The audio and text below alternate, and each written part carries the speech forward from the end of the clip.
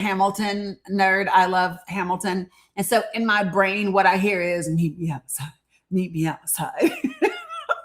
So if you don't know Hamilton, just ignore me and let it go. But I'm just saying that that's what I hear in my brain.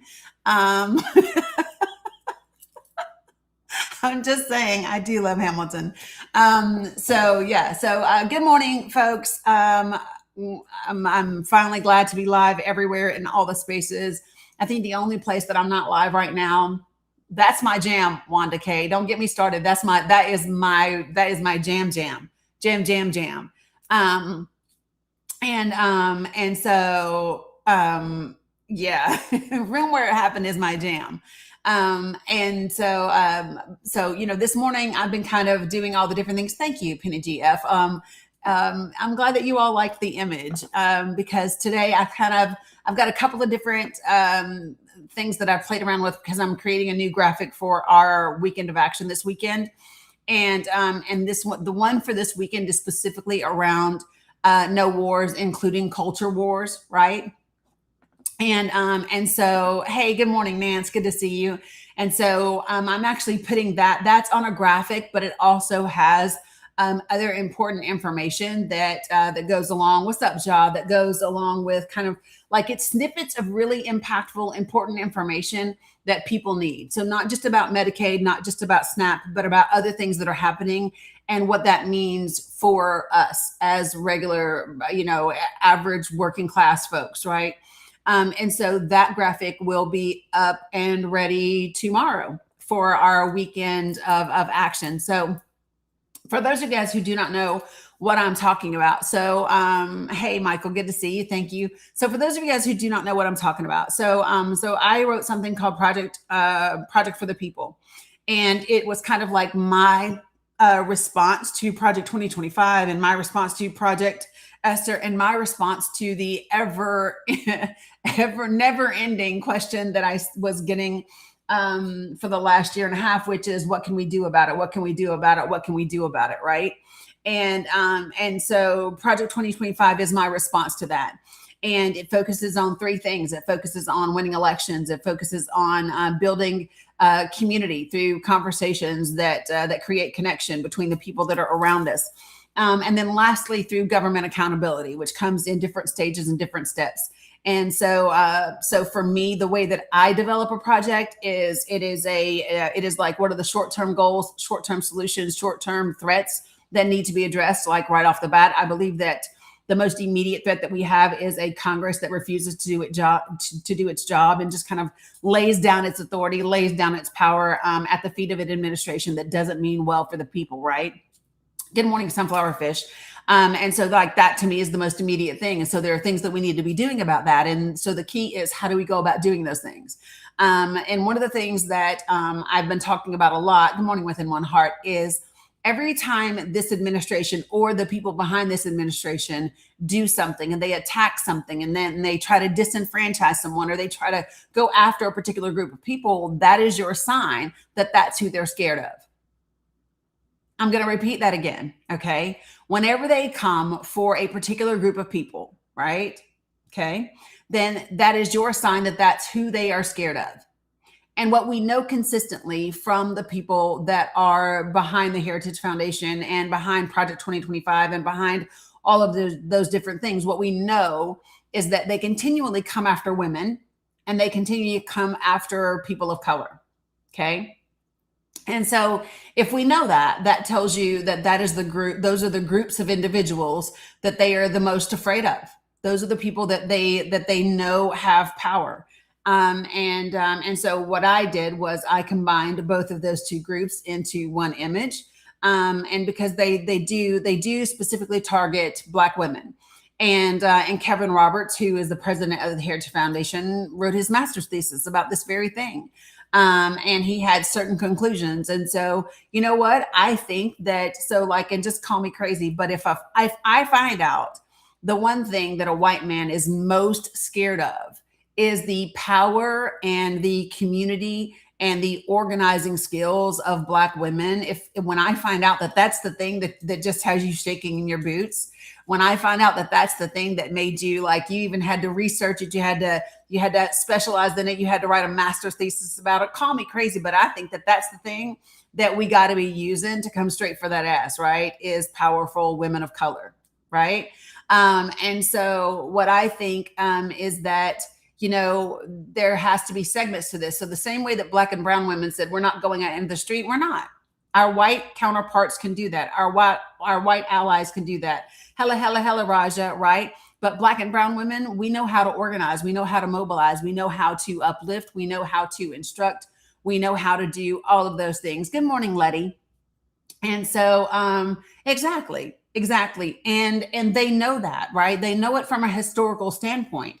And that's the thing that's really important, is that, buenos dias, Mr. Barrios. What did Kevin Roberts do? He literally went and studied it from an academic perspective, to understand the history of African Americans in this country, to understand the history of the enslavement of Black and brown people in this country, and to understand, what does that dynamic look like? What does a matriarchal focus look like?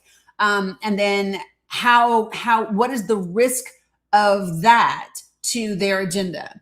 And this is not me speculating. This is literally what he wrote about, right? So if he's going to put it in writing, it would be silly of me.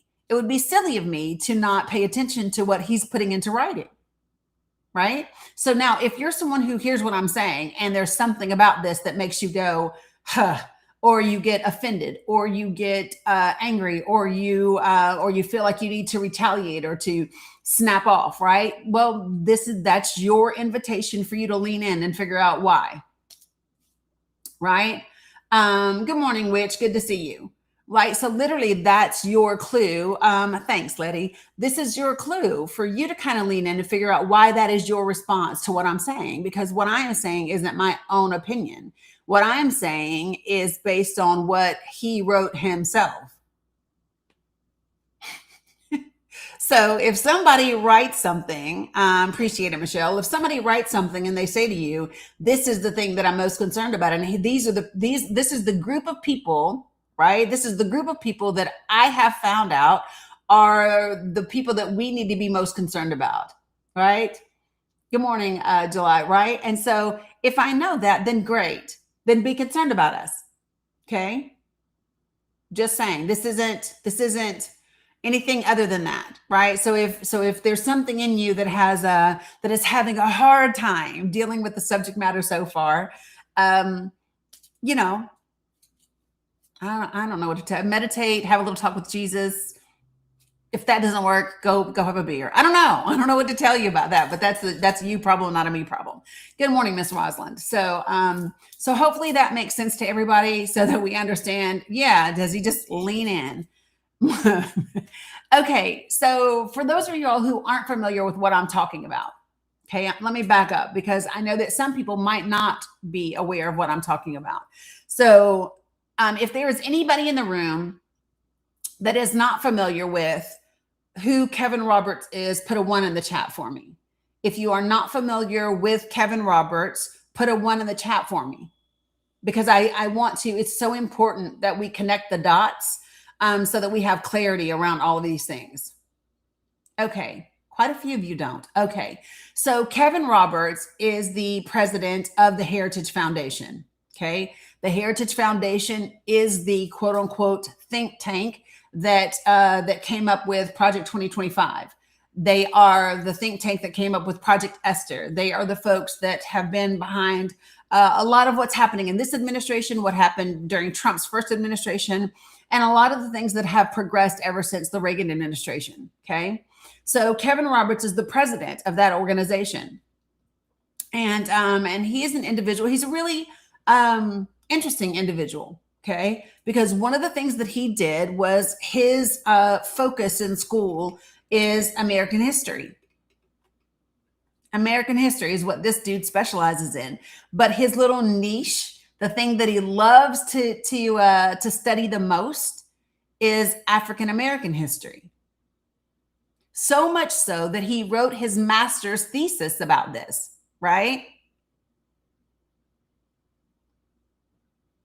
So if today is the day that is the first time that you are learning that Kevin Roberts wrote his master's thesis and his dissertation around African American history, put a 1 in the chat.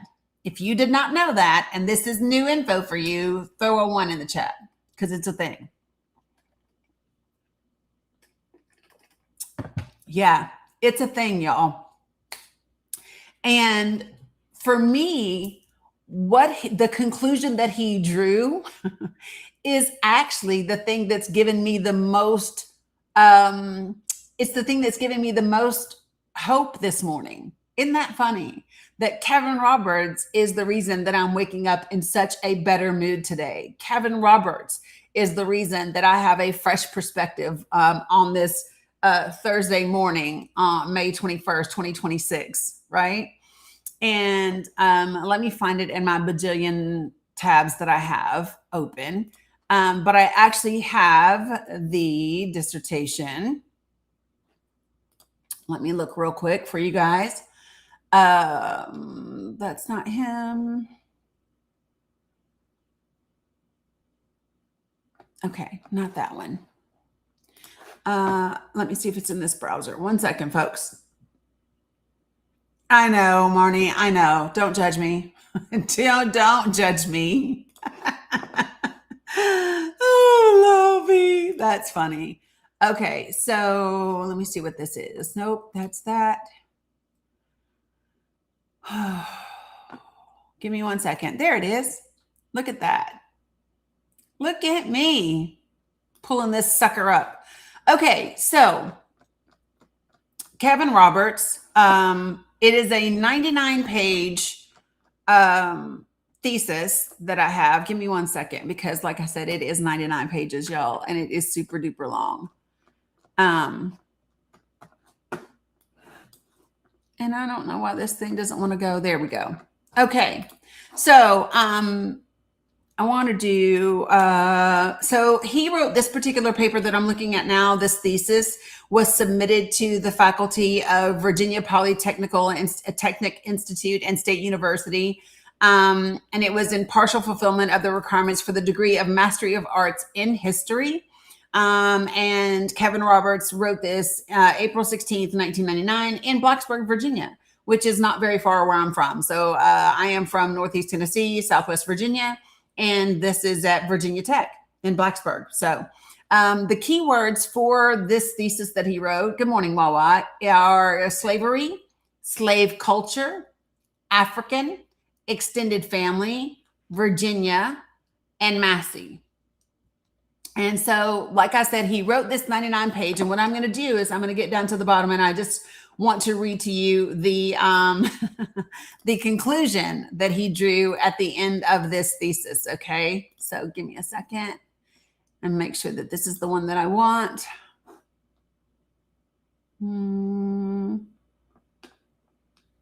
What page am I on? 1 second, folks. Conclusion. There we are. There it is. Yeah, this is what I want. Okay, are you ready? Yeah, Virginia Tech, right down the road. Good morning, Can Mom. Okay, so all of you all are like, what the fuck? See, I love that we are all learning things together, okay? All right, so here we go. So I'm going to share with you what he said. And you're 10 minutes from Virginia Tech? Yeah, thank you, Wawa. Conclusion, this white boy is scared of black people. That could be one conclusion. That could be one conclusion for sure. All right, so I'm gonna read to you kind of what he says. Okay, so his thesis, it says this. So his thesis is on African-Virginian extended kin. Okay. The prevalence of West African kinship forms among slaves in Virginia. And it's from 1740 to 1870. So I just want to pay attention that time frame that he's talking about from 1740 to 1870, because what do we know? We know that in 1860 is when the states, the rebel states in the South first started to secede from the Union. We know that 1861 to 1865 is when we had the Civil War, right? And we know that in 1867 and 1868 is when we had the Reconstruction Acts that were passed by Congress. And we know that in 1865, we had the 13th Amendment. And in 1868, we had the 14th Amendment. And so he is specifically looking at a time frame of West African kinship forms among enslaved people in Virginia during that time frame, which I find to be an interesting time frame to choose. Okay, maybe you all don't. I do, because there was so much happening at that time around the enslavement of Black and brown people, and whether or not slavery was going to be an institution that continued to exist in the United States of America. Now, I talked about this the other day, and I just want to see how many of you guys know about this. And if you were here yesterday, don't cheat because I told you about it, okay? But if you are not familiar, this is the easy way for me to do it. If you are not familiar with the Corwin Amendment of 1861, please do me a favor and put a 1 in the chat, because I'm going to go back and I'll loop that in for you as well. The Corwin Amendment of 1861. Not familiar with it? Put a 1 in there. All right.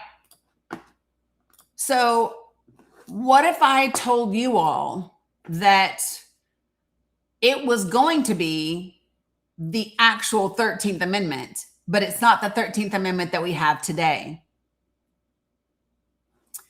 The 13th Amendment that was originally proposed first, that passed both chambers of the House, just wasn't ratified. That is what's called the Corwin Amendment. And what happened with the Corwin Amendment is, because the rebel states began to secede from the Union was going to basically capitulate. They were going to say, okay, you guys can keep slaves, but they weren't going to say you could keep slaves. They just called it an institution. Institutional freedom. It was just institutional freedom. Okay, so let me,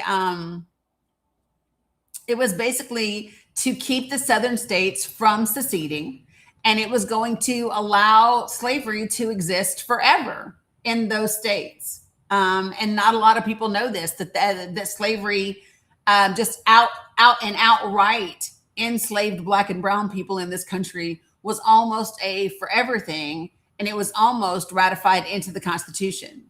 And the only reason it is not, and it did not become ratified into the Constitution, is because the Civil War popped off.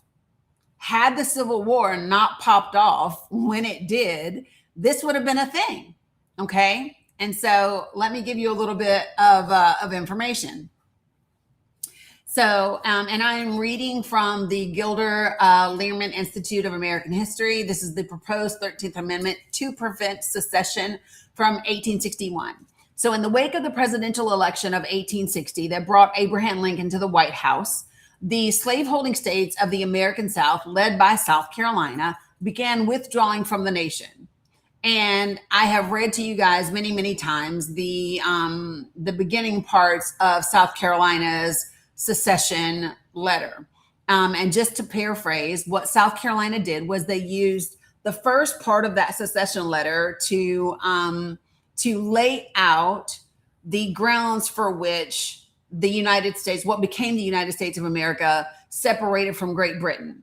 And they basically said, in the same manner that you found our agreement with Britain to no longer be working for us, is the same way that we find our agreement with you to no longer be working for us either. And we are going to secede from this union and become an independent sovereign state as we were before we joined the union. And the reason that we are going to do that is because we told you all that our property, our enslaved Black and brown people, were so important to us, and they were so valuable to us, that if you did not put it into the Constitution, that if those people got to your state, that they would not be free, even if your state said that you didn't have slaves, right? And you would give them back to us. And so they did. Article 4 of the Constitution originally said that any of the non-slaveholding states that an enslaved individual came into would not be free because they reached that state, and that when the states in the South said, "Hey, that is my property," then those states were required to give them back. And in the very beginning, right? In the very beginning, the states did that, right? That's what they did. Okay. And after a while, they began to not give them back. And not only did they stop giving those enslaved individuals back, okay, what they began to do after that, oh, that's funny. So what they began to do after that was some of those states actually made laws themselves prohibiting slavery, and also they made state laws that said they didn't have to give it back anymore. And so South Carolina was the first state to say, "Listen, we told you that this was super important to us, and because you are no longer honoring this part of the Constitution, right, then we are going to secede." And that was in 1860. So in 1861, in response to that, okay, Congress proposed the 13th Amendment. And here's what that looks like. President James Buchanan, who was still in office in 1860 until Lincoln's inauguration in March of 1861, he tried his best to reassure the South that their slave, quote unquote, property would remain safe even under the incoming Republican administration. Now, why does that sound weird to hear? Because in our day and age today, when we hear that enslaved property would be safe under a Republican administration, that would almost go without saying, because that aligns with the current Republican ideology. But it wasn't the Republican ideology of that time.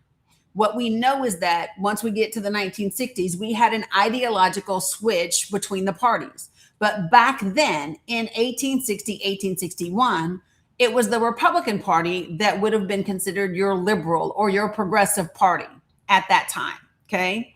So what you have is you have President James Buchanan saying, "Listen, I know that you're going to," hey, what's up, dad jokes? Yes, you've got an incoming progressive president, but your enslaved property is still going to be safe. And the states in the South are saying, "No, we don't believe you." So what James Buchanan asked them to do was to draw up what he called a quote unquote explanatory amendment to the Constitution that would explicitly recognize the right of states to sanction, listen to what I'm saying to you, that would explicitly recognize the right of states to sanction human bondage and allow slaveholders to retain their human property. What a phrase, right? Human property. It's just like these two things don't go together, do they? But this is what the proposed explanatory amendment was.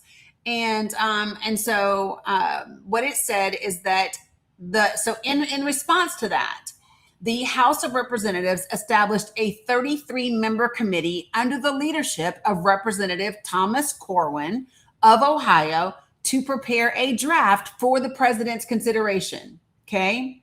So within weeks, the committee delivered, quote, the Corwin Amendment to the House. And it was a document that many hoped would mollify the South.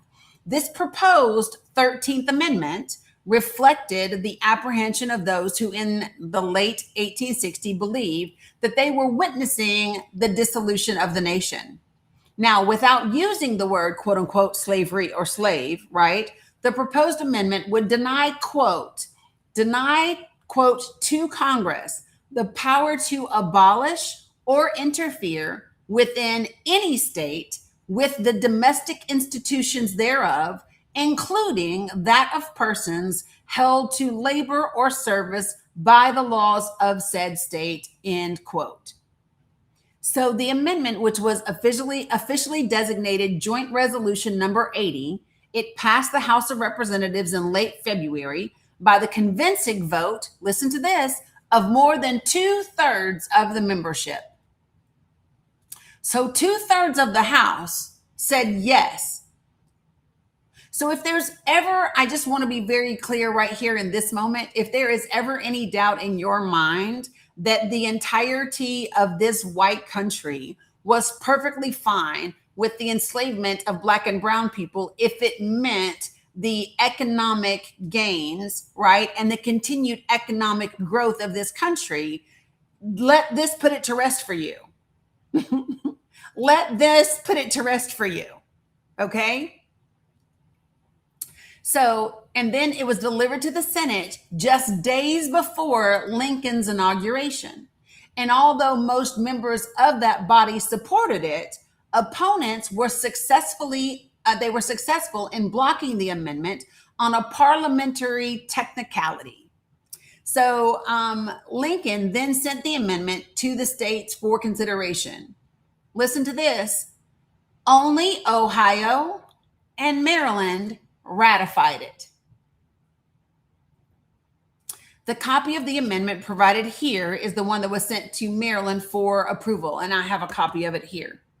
In 1865, at the end of the war being the Civil War, a very different constitutional amendment bearing the same numerical designation was proposed and finally passed. And that was the ratified 13th Amendment this is a lie when they say the ratified 13th Amendment ended slavery throughout the United States. No, it did not. And I want to be clear about something just so everyone is aware. The 13th Amendment did not end slavery in this country. It made slavery illegal except as punishment for a crime, which then made a very easy pathway to weaponize laws against Black and brown people in this country. And then to develop a very robust for-profit prison system in this country, right? That's where you get black codes and Jim Crow laws and all the things, okay? So, yeah. So let me check on you guys over here. No, Lincoln did not object to it either. Correct.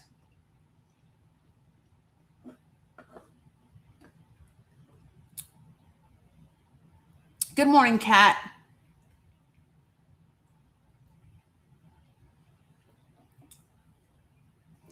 Right. Okay, so here is an excerpt, okay, and here's what it says.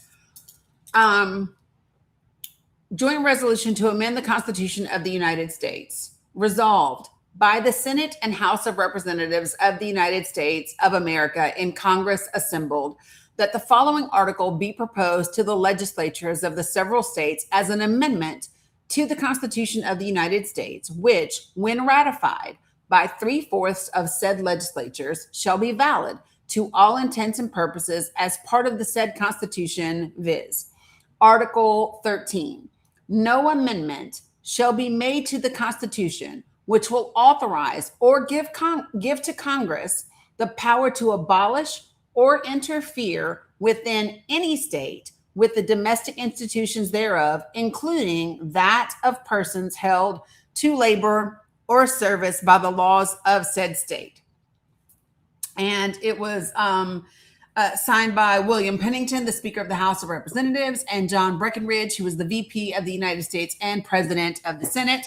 It was approved on March the 2nd, 1861.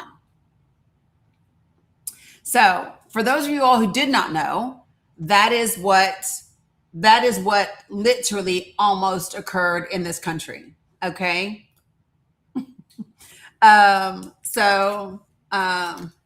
Give me 1 second.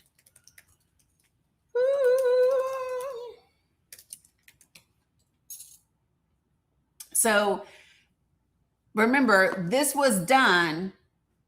I lost my place. This was done on March 2nd of 1861, right?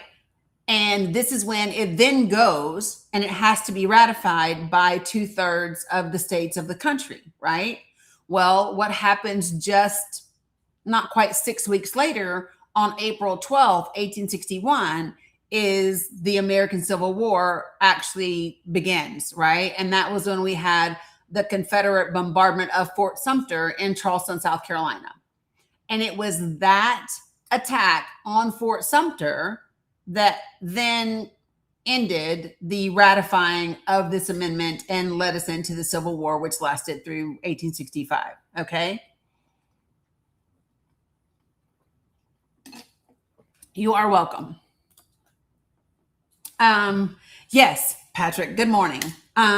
So the dots that I'm connecting for you today, and so many of you all are saying, is this is information that you never knew. Understand the position that Kevin Roberts and the Heritage Foundation have been in because they've known this history. Not only has Kevin Roberts known this history, he studied this history. And he has specifically studied not just the history of this country, but the history of enslaved Africans in this country and enslaved Black and Brown people in this country, and how that helped shape the history of the country. How did those individuals actually impact the kind of rebellion against slavery, and who were the people that were responsible for the uprising? Who were the people that could motivate, that could organize, that could educate, that could inspire, right? And this is what he found. He found that it was specifically Black women that was the issue, that was the problem. Black women were the most problematic for white men, especially white men that wanted institutionalized slavery. Okay? And for me, knowing that is helpful because you might know it, but there's a different thing than going, yeah, we know that white men have an issue with Black women. That's one thing. But knowing that that is what he studies and what his conclusions were is super important because it tells you how to deal with him, right? That's what it does.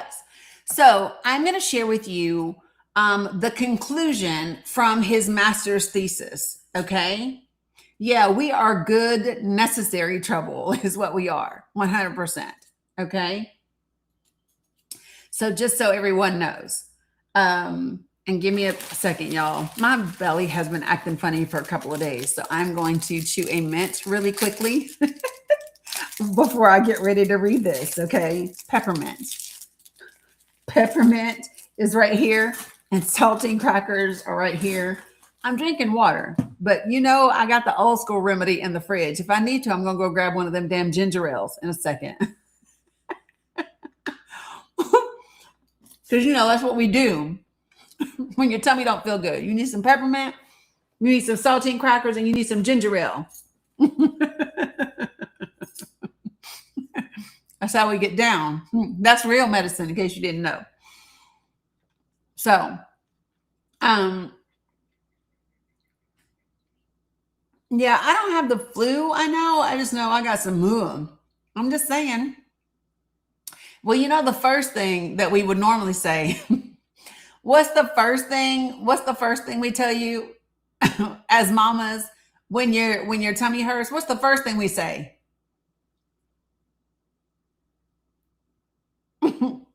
What's the first thing we say, y'all?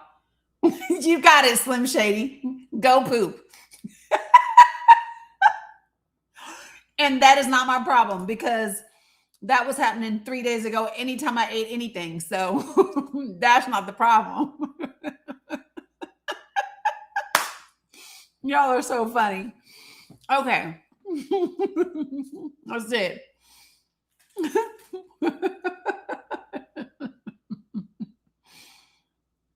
I don't have the flu. I don't have any other symptoms except this.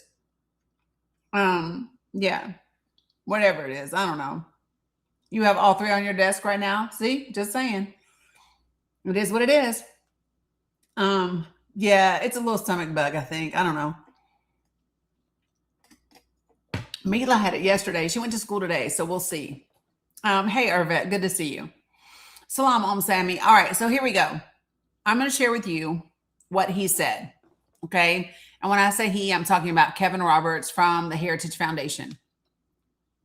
And what I'm going to do first is I'm going to read the abstract that opens up this thesis of his, and then I'm going to go down to the bottom of this document, and I'm going to read to you the conclusion, because that's the part that I really want you all to hear, because it tells you what he believes after doing all of this studying and taking in all of this information. He's going to tell you what his abstract argument is, and then he's going to tell you what his conclusion is. So listen, here's what he says. This is the abstract portion. Scholarship on slave families has focused on the nuclear family unit as the primary socializing institution among slaves. Now, I want you all to be very clear about the language he's utilizing. The very first thing that I hear is nuclear family, because that is something that you hear being repeated within Black Trump supporters, the folks that identify as BLAGA. And you also hear it amongst many of the people who profess to be FBA, right? There's a lot of talk about this nuclear family thing. And the reality is that was not something that was originally part of our culture, okay? But listen to what he says. Scholarship on slave families has focused on the nuclear family unit as the primary socializing institution among slaves. Such a paradigm ignores the extended family, which was the primary form of family organization among peoples in Western and Central Africa. By exploring slave trade data, I argue that 85% of slave imports to Virginia in the 18th century were from only 4 regions. People from each region, the Igbo, the Akan, Bantu speakers from Angola and Congo, and the Mande from Senegambia, were marked by the prevalence of the extended family, the centrality of women, and flexible descent systems. I contend that these 3 cultural characteristics were transferred by slaves to Virginia. It's really important that you hear what he's saying. He said, listen, a lot of this academic stuff that we've been talking about when we've been focusing on slave families, we've been looking at that nuclear family. And we've been looking at the nuclear family as that primary socializing institution among these people. But you're ignoring the extended family. And it's the extended family that is the primary form of family organization amongst peoples in Western and Central Africa. And by exploring slave trade data, he is saying, listen, I argue that 85% of the slave imports to Virginia in the 18th century were from only 4 regions, right? And he's telling you what those regions are. The Igbo, the Akan, the Bantu speakers from Angola and Congo, and then the Mande from Senegambia. And they were marked by the prevalence of the extended family, by the centrality of their women, and flexible descent systems. And I contend that these 3 cultural characteristics were then transferred by slaves to Virginia. That's a pretty powerful thing, right?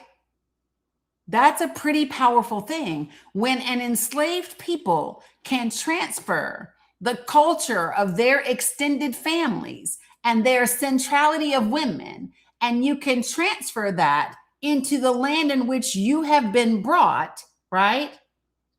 That makes you powerful, yeah?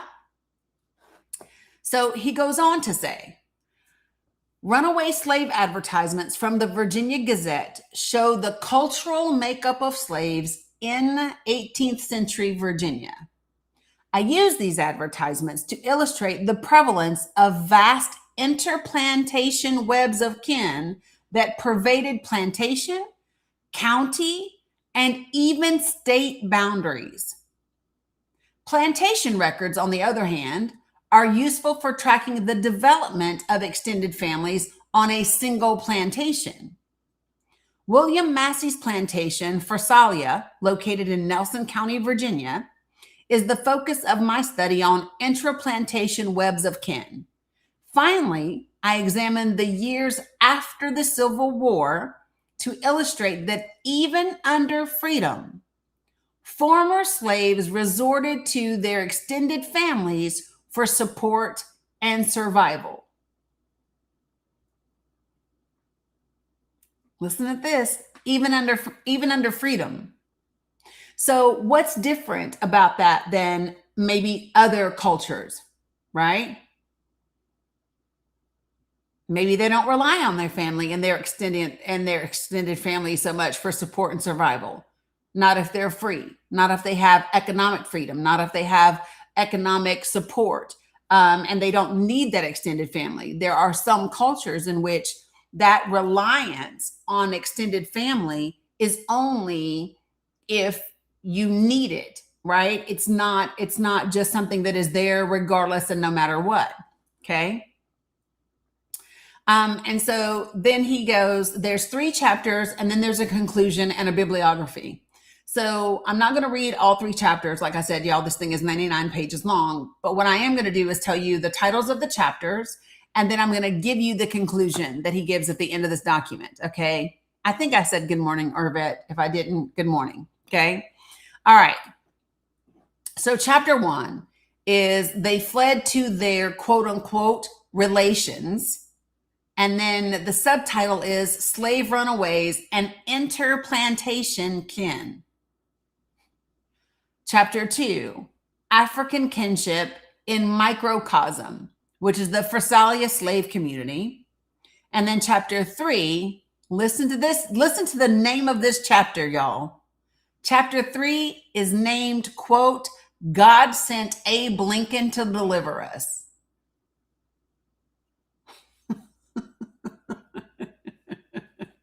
What?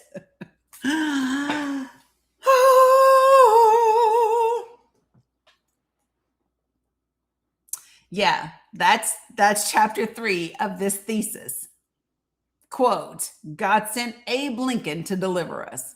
Okay.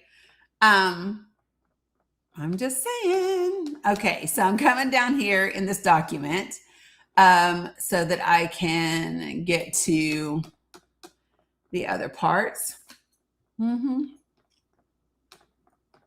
One second, y'all. You know, it's wild because we talk about like in the military, we talk about how smart it is to know your enemy, right? To know your adversary, to understand the mind of your adversary and how your adversary works and its dynamics. And that's exactly what he's done. 100%. But anyway, let me get down. I'm almost there. Okay.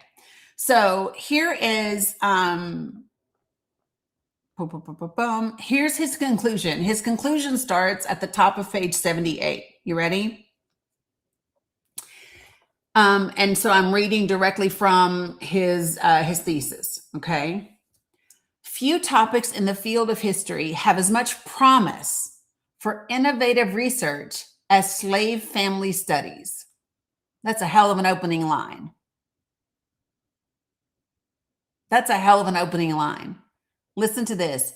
Few topics in the field of history have as much promise for innovative research as slave family studies.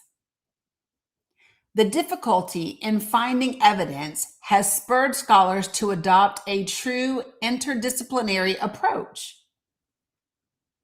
Yeah, Granny. Archaeology, anthropology, and even architecture have been used by historians to depict more comprehensively the daily life and family forms of America's slaves.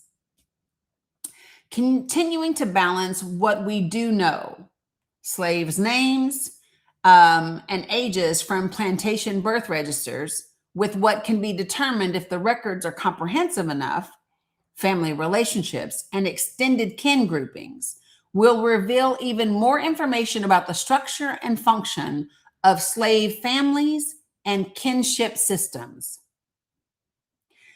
Now, I just want to offer this to you all, okay? When you think about what he's saying,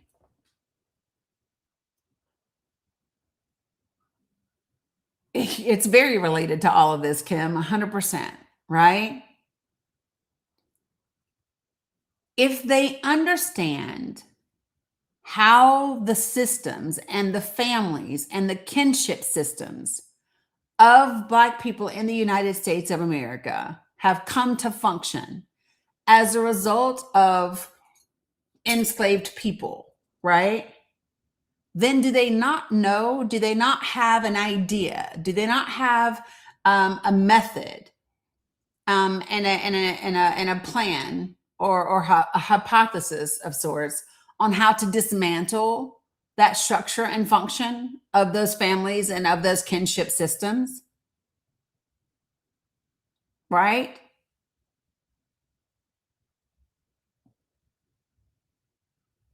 Just saying. While plenty of research remains to be conducted, the concept that the extended family group was perhaps, listen, you all, the extended family group was perhaps the most important institution of cultural transfer and preservation is a promising one. The essential first step to examining African Virginians, extended kinship groups transfers of African culture is to examine African cultures themselves and to explore where these cultures figured prominently in the New World.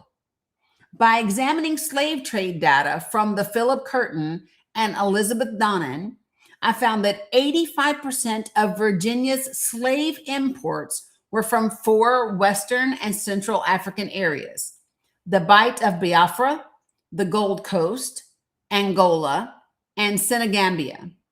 Within each region were prominent cultures, which, although separate from each other, they shared cultural practices and traditions that were emphasized by newly arrived Africans in Virginia. Even though some cultures practice patrilineal descent and others base their descent practices on matrilineal, each culture had a dualistic descent practice that featured each parent's lineage in different aspects of life. Most importantly, for the patrilineal Igbo, matrilineal Akan, and double descent Bantu, however you say it, one important feature was central: the extended kinship group. This methodology will be strengthened by subsequent research. The publication of the Atlantic Slave Trade Database, CD-ROM, will allow historians to link Africa and the New World in ways that before were not possible. This new database contains over 27,000 names, and it covers the period of 1595 through 1866. So examining trends and change over time will be possible as well.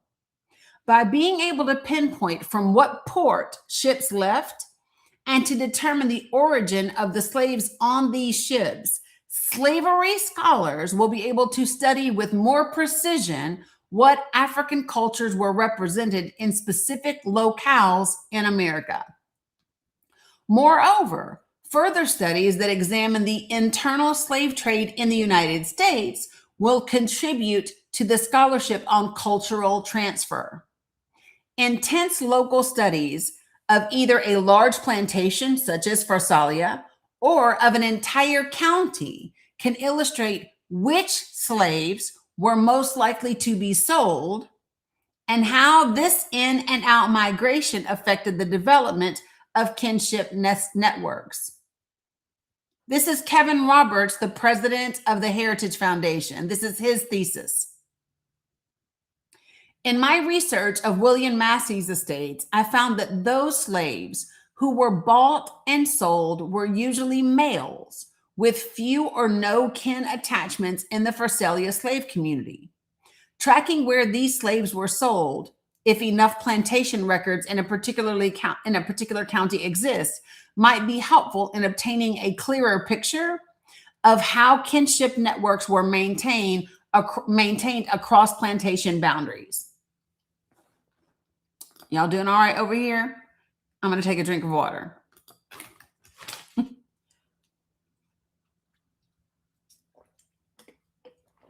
And immediately what's irritating my soul a little bit is things that are just coming up for me. And I'm just sharing with you things that are coming up for me and crossing my mind as I read this and I think about it.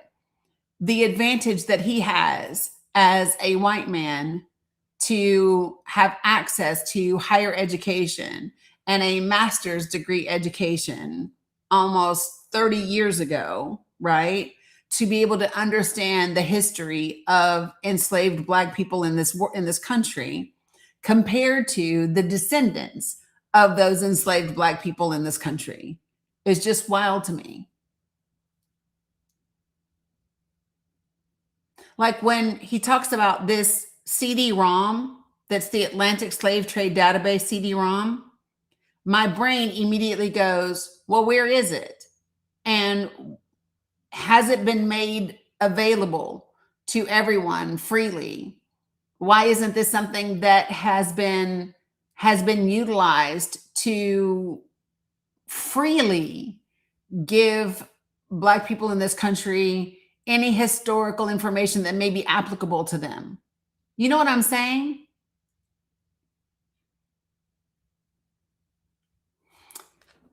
Okay, let me keep going.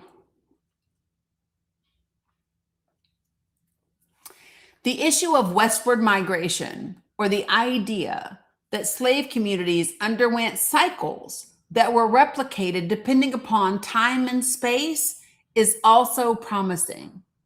For example, the cycles that the Bacon Burwell slaves experienced during the 18th century, as Lorena Walsh illustrates, may be viewed as earlier examples of the development of the Pharsalia slave community. Influencing this development was the age of the community or the length of time that the owner owned slaves. In Massey's case, 1815 would have been as important as 1667, the latest possible year that Lewis Burwell II assembled his first group of slaves. The diminishing numbers of Native Africans during the 18th century altered the cycle. This absence, though, coincided with a strengthening of kinship networks, as a larger proportion of slaves were born into well-established kinship groups.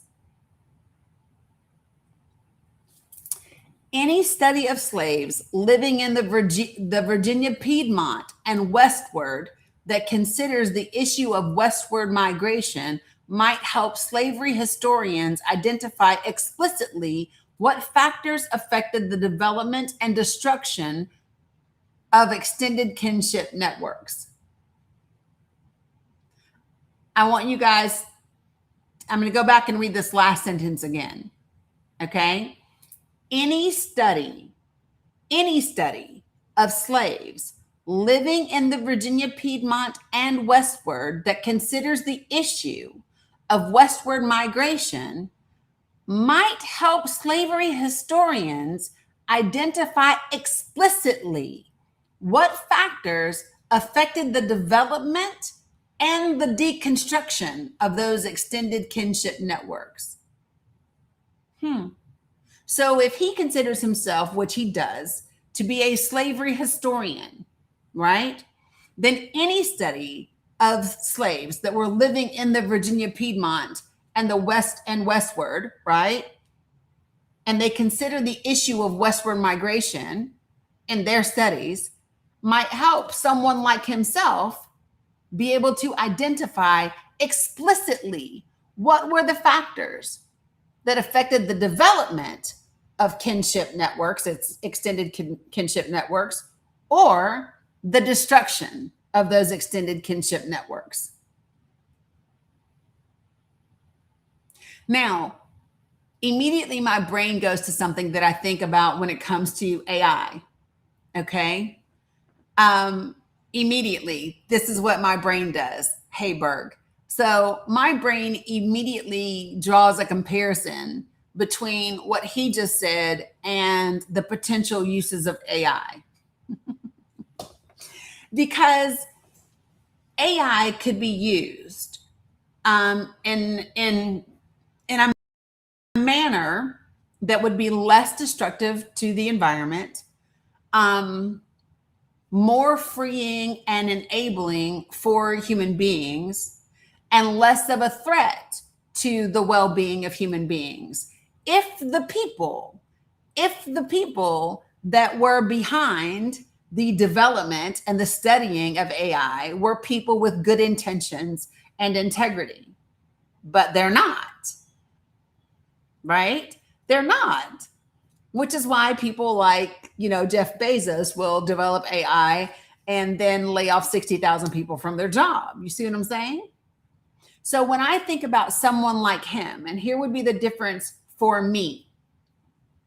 When I think about, so let's just say, for example, if I was reading Heather Cox Richardson, and Heather Cox Richardson, as part of her political historian specificity, also studied slavery and the history of slavery in this country, I would not find her work and her desire or ability to understand what caused the development of extended kinship networks or the destruction of those networks. I wouldn't find that threatening because of who she is and how she does her work and how she views people and what her intentions are and the way that she shows up in the world, right?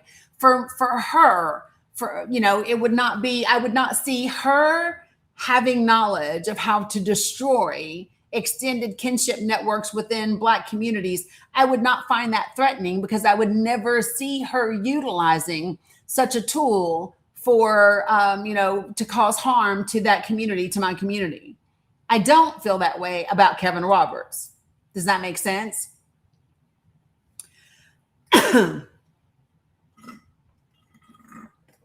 Appreciate you, Aaron. And he goes on to say, by 1740, the majority of slaves in Virginia were Virginia born, which marked the beginning of a new and distinct African-Virginian culture.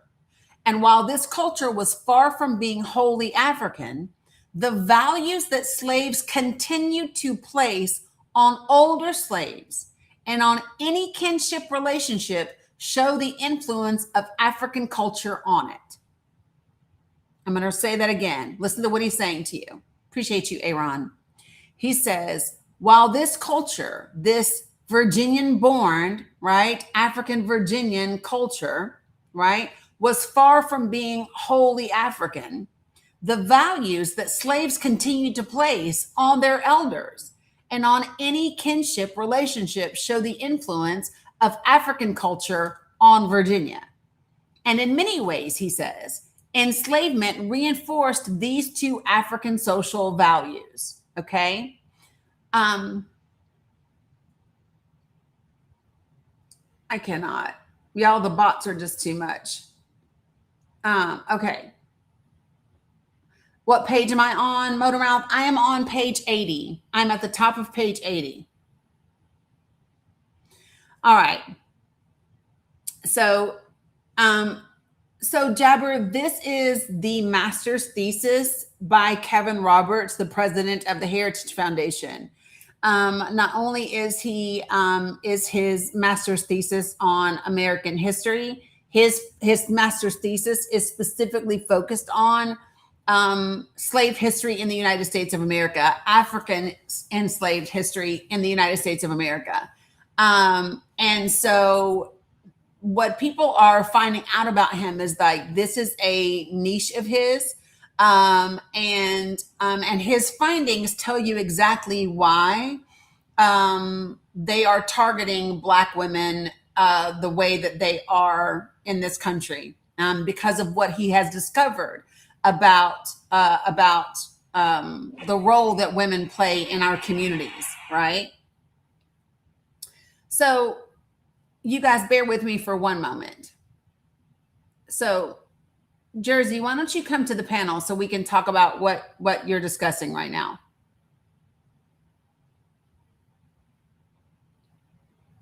Jersey Shore.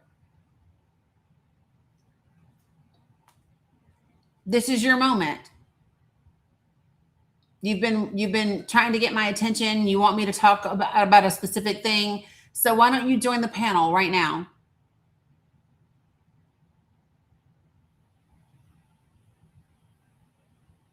I mean, you can't possibly be driving as much as you are chatting. You can't, you can't be breastfeeding, working, driving, any of those things. You should be available for a quick chat.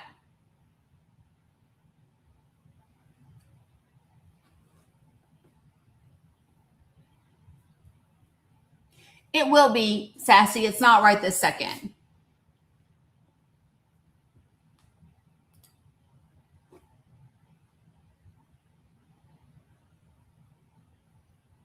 Jersey Shore, going once, going twice.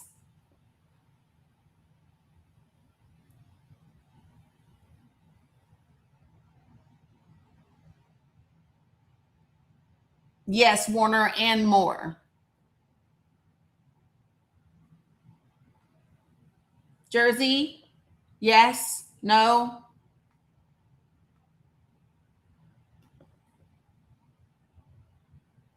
Hey, Daquan.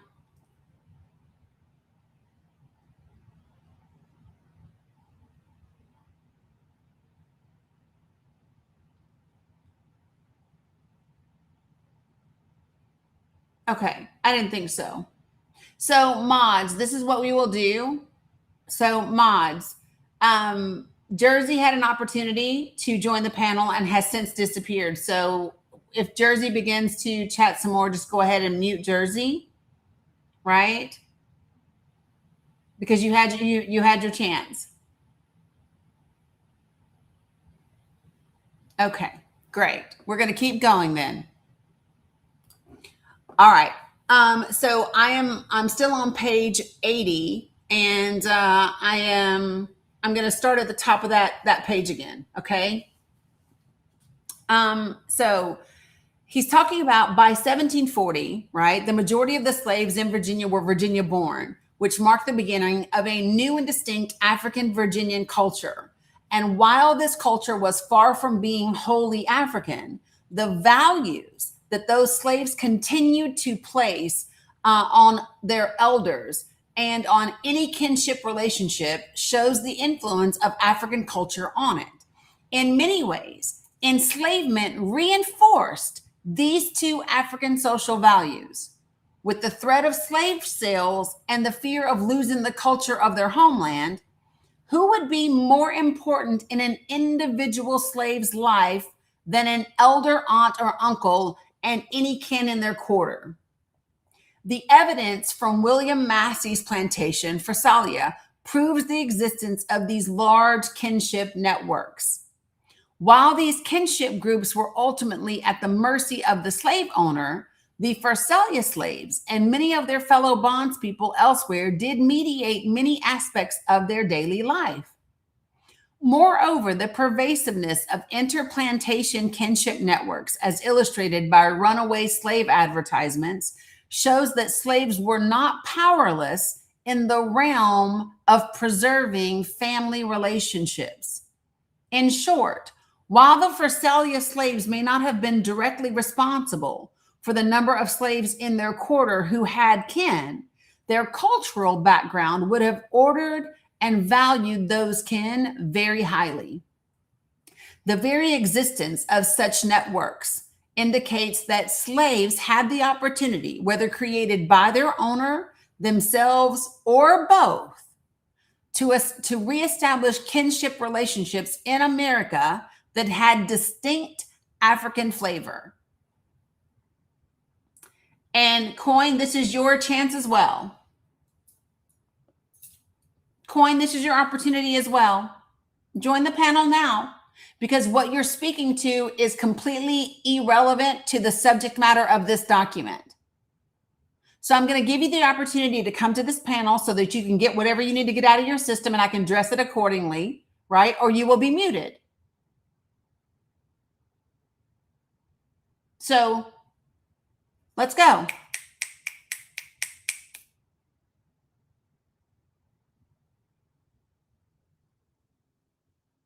Let's go, Coin. Find your way to this panel or you're going to shut up.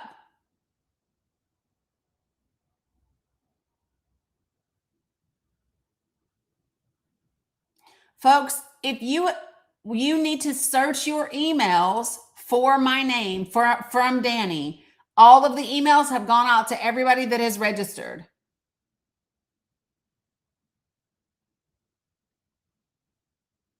So, Coin, are you coming, yes or no? Because I'm thinking no.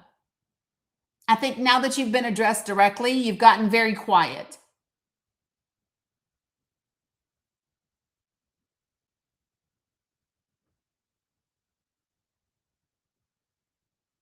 Right. So, mods, if Coin opens his mouth again, go ahead and mute it.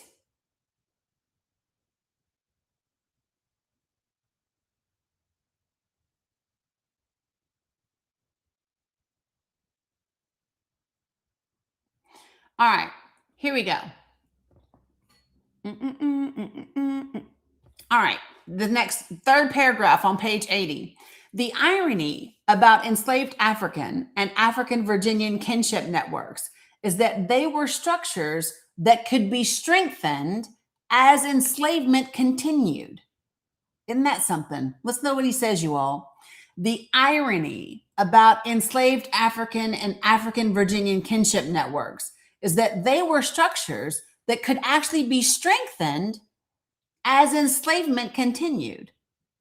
With the threat of sale and nuclear family separation always present, slaves undoubtedly maintained whatever kinship relationships that they had in their own quarter. And such a practice was based not only on their slaves' cultural background, but it was a survival strategy that any enslaved people may have adopted. The practice of revering extended kin relationships in Africa equipped slaves in Virginia with a familiarity of kinship from other than the perceived nuclear family norms. Black people, what he's saying is this is why everybody's our cousin. What he's describing in this very fancy African slavery historical thesis is this why everybody's your damn cousin.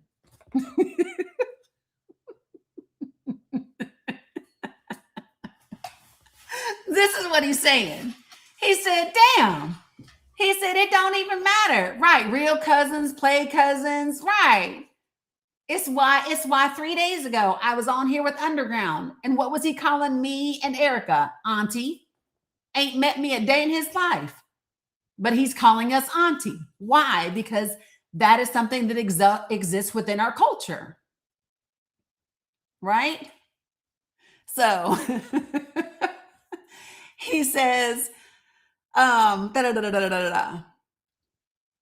this is the key. Listen to what he says. He says, this was a survival strategy. Okay. Such a practice was based not only on the slave's cultural background, but it was a survival strategy that any enslaved people may have adopted. The practice of revering extended kin relationships in Africa equipped slaves in Virginia with a familiarity of a kinship form that was other than the perceived nuclear family norm in Europe and America. Listen to this. Perhaps the greatest tragedy after enslavement has been the failure of most slave family scholars to recognize the importance of extended kin to enslaved African Americans.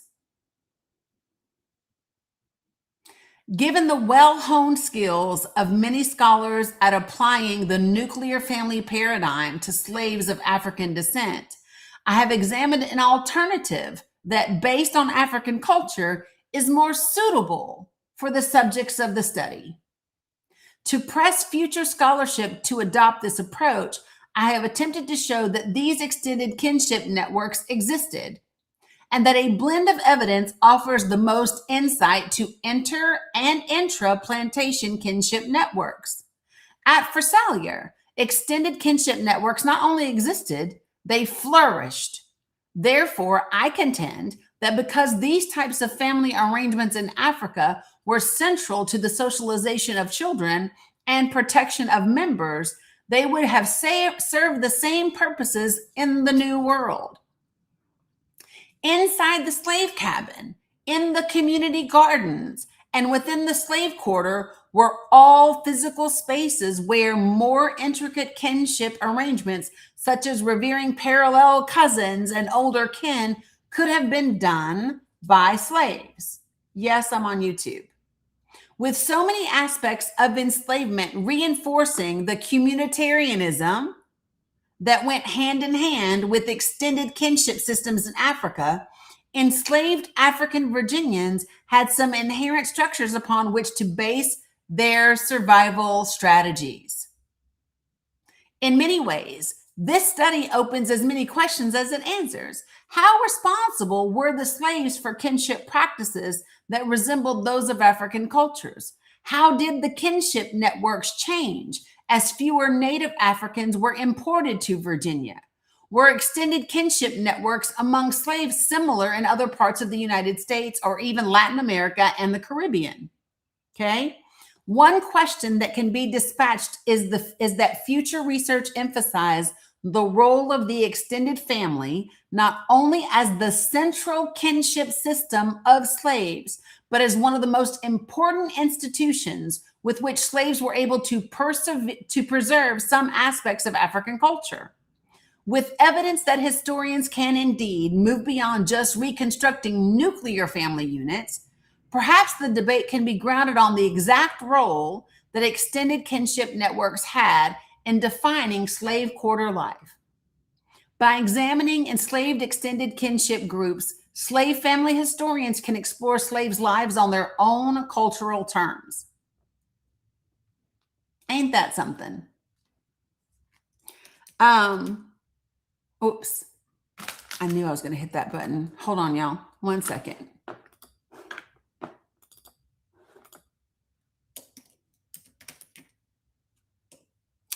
I want to go back very quickly to the opening, right after y'all know at the very beginning how I read to you the names of the 3 chapters that he gave. I want to tell you all what he says in this first chapter. Shayna, are you asking me? Because if you're asking me, my answer is yes. But I mean, I can't speak for him. Y'all, this is Kevin Roberts. This is the president of the Heritage Foundation. This is his master's thesis written in 1999. So listen to what he says, you all. Although the political history of this particular report is important, listen to what he says. Historians have focused on its influence on slave family scholarship. He said this particular report relied heavily upon the works of Stanley Elkins and other people. But listen to this. He says matrifocality, which is matriarchal focus, which is the cultural predisposition to female-headed households, is the major concept that Moynihan drew directly from Elkins and Fraser, and one that all 3 emphasized in their works. Like his predecessors, Moynihan argued that the 20th century African American family was not a modern creation. Its origins could be found in slavery. Listen to this. With evidence to prove that most slave families were headed by females. Moynihan concluded that the 19th century Black family simply evolved into the 1960s version. Consequently, the history of the Black family meant that any proposed solution must address its centuries old, quote unquote, tangle of pathology. In spite of entrenching himself within the predominant vein of slave family scholarship, however, Moynihan and his discovery sparked an unyielding reaction from a new generation of slave family scholars. So, ours is a culture that is matriarchal focused.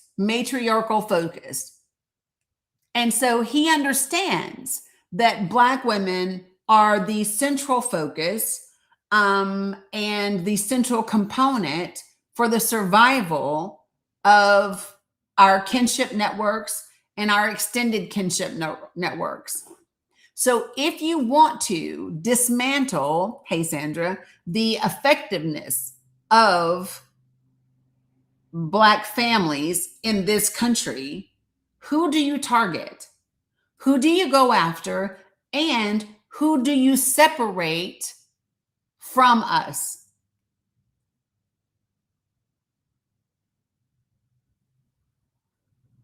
It is no mistake that they are going after Black women. It is no mistake that they are working diligently to create an environment and a narrative that Black men don't support Black women. You all, they did it with Stacey Abrams. They did it with Kamala Harris. They do it right now. That is all they have been pushing for the last 10 years, is that somehow our Black sons and our Black husbands and our Black brothers aren't supportive of the Black women. And it is so important that we understand that that is by design. Well, I know it's been going on longer than that, but I'm talking about as it relates to this moment and this time with this particular political agenda. They want you to believe that more and more Black men somehow are choosing white men over Black women.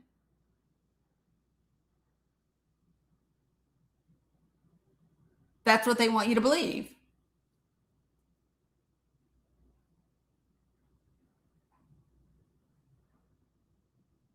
Exactly. It is a targeted attack against the Black network, kinship network, both extended and immediate.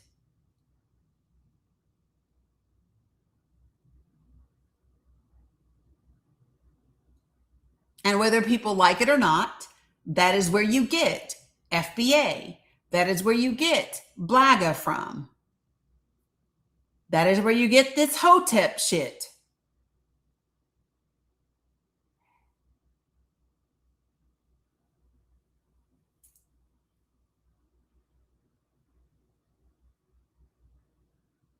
Just so everyone understands, if they understand what is the central figure in our extended kinship networks, and what is the thing that allows us not only to survive but to continue to develop and continue to thrive and continue to grow, then that is the very thing that they are working to attack.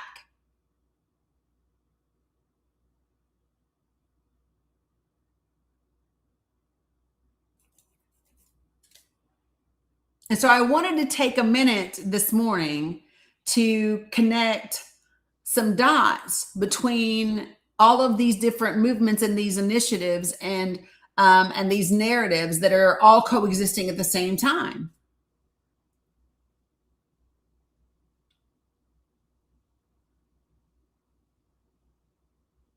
Yeah, FBA is Foundational Black Americans.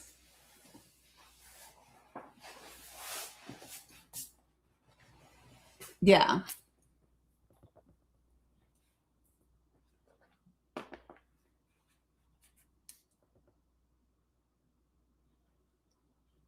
Yeah, so my definition for FBA, y'all don't want mine. So FBA is known as Foundational Black Americans. I call FBA fuckery before accuracy. I call FBA fuckery before accuracy.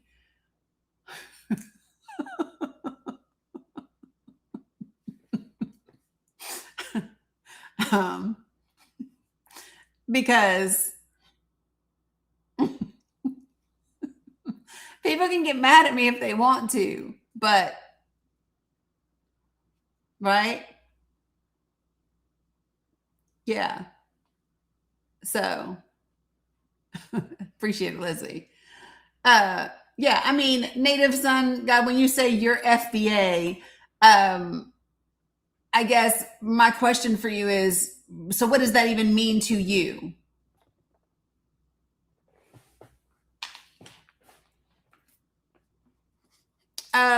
Sandra, I don't think that that's a real thing. I think when we know that 92% of Black women voted for VP Harris, there wasn't so many quote unquote Black women against her. See, that's what I'm saying. The difference between the narrative and the facts. So for those of you guys who didn't see it and who aren't on Facebook, right? So the comment on Facebook says, quote, when VP Harris threw her hat in the presidential race, I've never seen so many Black women against her. Why was that? And my thing is, it wasn't. It wasn't a thing. Literally 92% of Black women voted for Kamala Harris. So it wasn't. When you say, why was that? It wasn't. It's not even a thing that existed. And this is the thing that people need to understand is we live in a world where social media narratives are being driven by bots and misinformation and disinformation campaigns all the time. What about Black men? It was still the more than the vast majority of Black men. What was it? 83% of Black men, 87% of Black men?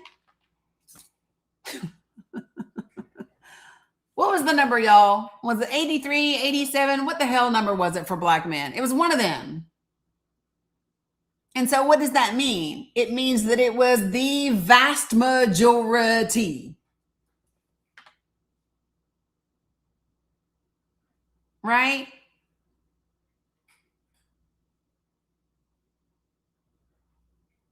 And so the bottom line is, it doesn't even, so to me, it doesn't even matter. It's the vast majority. This narrative that somehow there were a ton of Black men or a ton of Black women that weren't supporting VP Harris is just bullshit. It's not true. And the statistics and the data, the evidence shows you that it's not true. And I don't even think that, let me just be clear, I don't even think that MAGA is that loud. I believe that the propaganda machine is loud. I believe that when you have the money that the GOP has, and you have the corporate billionaires that can buy as many bots and put together as many campaigns and misinformation campaigns as you want, that's what's loud. Right? But it's just not a thing. And that is why I said we need what Finland has, where Finland begins teaching their children in the first grade how to spot propaganda. Isn't that something? In the first grade, the country of Finland begins teaching their children how to spot propaganda. And that is what we need.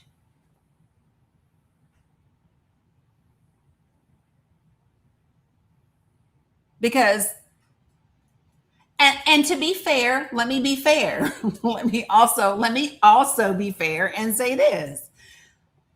We live in a world where things that used to be immediately identifiable as propaganda are now like, well, fuck, maybe he did say that shit. Because the things that our quote unquote leaders say today would have never been said 10, 20, 30 years ago, right? So, in all fairness, there's a reason why it's harder to discern what is propaganda versus what is real, is because We live in a world where it's like, shit, I don't know. I could take something he really said and put it beside something he really didn't say. And the thing he said be worse than the thing that they said he said that he really didn't say. Right? Right. Where presidential speeches look like an Onion article. Yes, you got it. Where real presidential speeches and real presidential posts look like an article from the Onion. Yes, that. And that is the world that we live in. And that's the part that's really crazy, right? Exactly. And Amy, that's exactly what also makes it harder to say, y'all, we don't do conspiracy theories, because now you're just like, well, shit. I don't know. But I also believe that that is by design. That's by design. They want you to not know. They want you to not be able to trust your instinct. They want you to not be able to know, right? And that is when you have to go, okay, I have to do my due diligence and I have to make sure that I know. So do y'all know what I literally do? This is how I determine what happens with what I do or don't believe about the president of the United States. Real talk. Here's what I do. When I see something that looks like a Truth Social post and it sounds really fucking out there, right?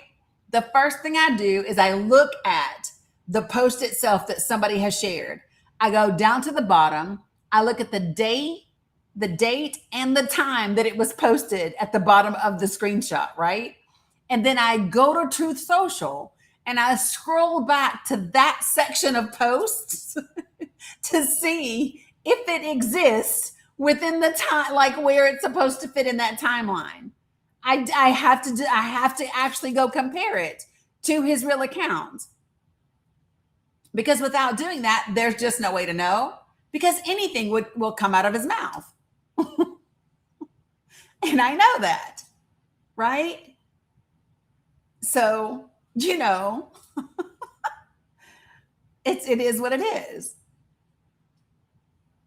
So, but I really want people to understand something. So, me sharing with you Kevin Roberts' thesis and parts of it today, and then sharing with you the history of the time period that he was specifically targeting, right? So this thesis was a particular time period, right? And so the reason why I want to connect those dots for you, and the reason why I want to then connect that dot to the Supreme Court decision around the Voting Rights Act of 1965 and Section 2, and the reason why I want to also take that and apply it to what's happening with ICE and what's happening with FBA and what's happening with BLAGA and all of those things. The reason why these dots are so necessary to connect is so that you can take away one real thing. The one thing I want you to take away from all of this is they are absolutely terrified of Black women. And they should be. And the most powerful thing that can come from Black men hearing this information is for Black men to go share this information with other Black men, and especially young Black men. Got it? Because when you all take this information and go, do you know that they are intentionally trying to drive a wedge between us and the aunties? And y'all know good and damn well, ain't nobody got your fucking back like the aunties do. Ain't nobody feeding your ass like Big Mama. Ain't nobody making sure you got your shit together like the women in your life, right? Nobody. And so it's time to, because here's what's going to happen. As a result of what they are doing, what is going to happen is they are going, in my opinion, they are inadvertently going to strengthen Black communities in a way they never intended. Hear me when I say this, y'all. They are going to unintentionally strengthen Black communities. That's what they're going to do. Y'all ever heard that term dummy mandering? Have y'all heard dummy mandering? So, dummy mandering is when you go to gerrymander a map so that you can give your political party the advantage. And unintentionally, your ass gives them other districts that they can win because you are focused on this advantage over here. It's dummy mandering, right? Yeah, this is what you call dummy racism. This is dummy prejudice. This is dummy. It's backfiring. And that is what is happening right now. It's the same thing that's happening with women. You know? All right, Kim, I'm gonna go let you speak while I grab some more water real quick.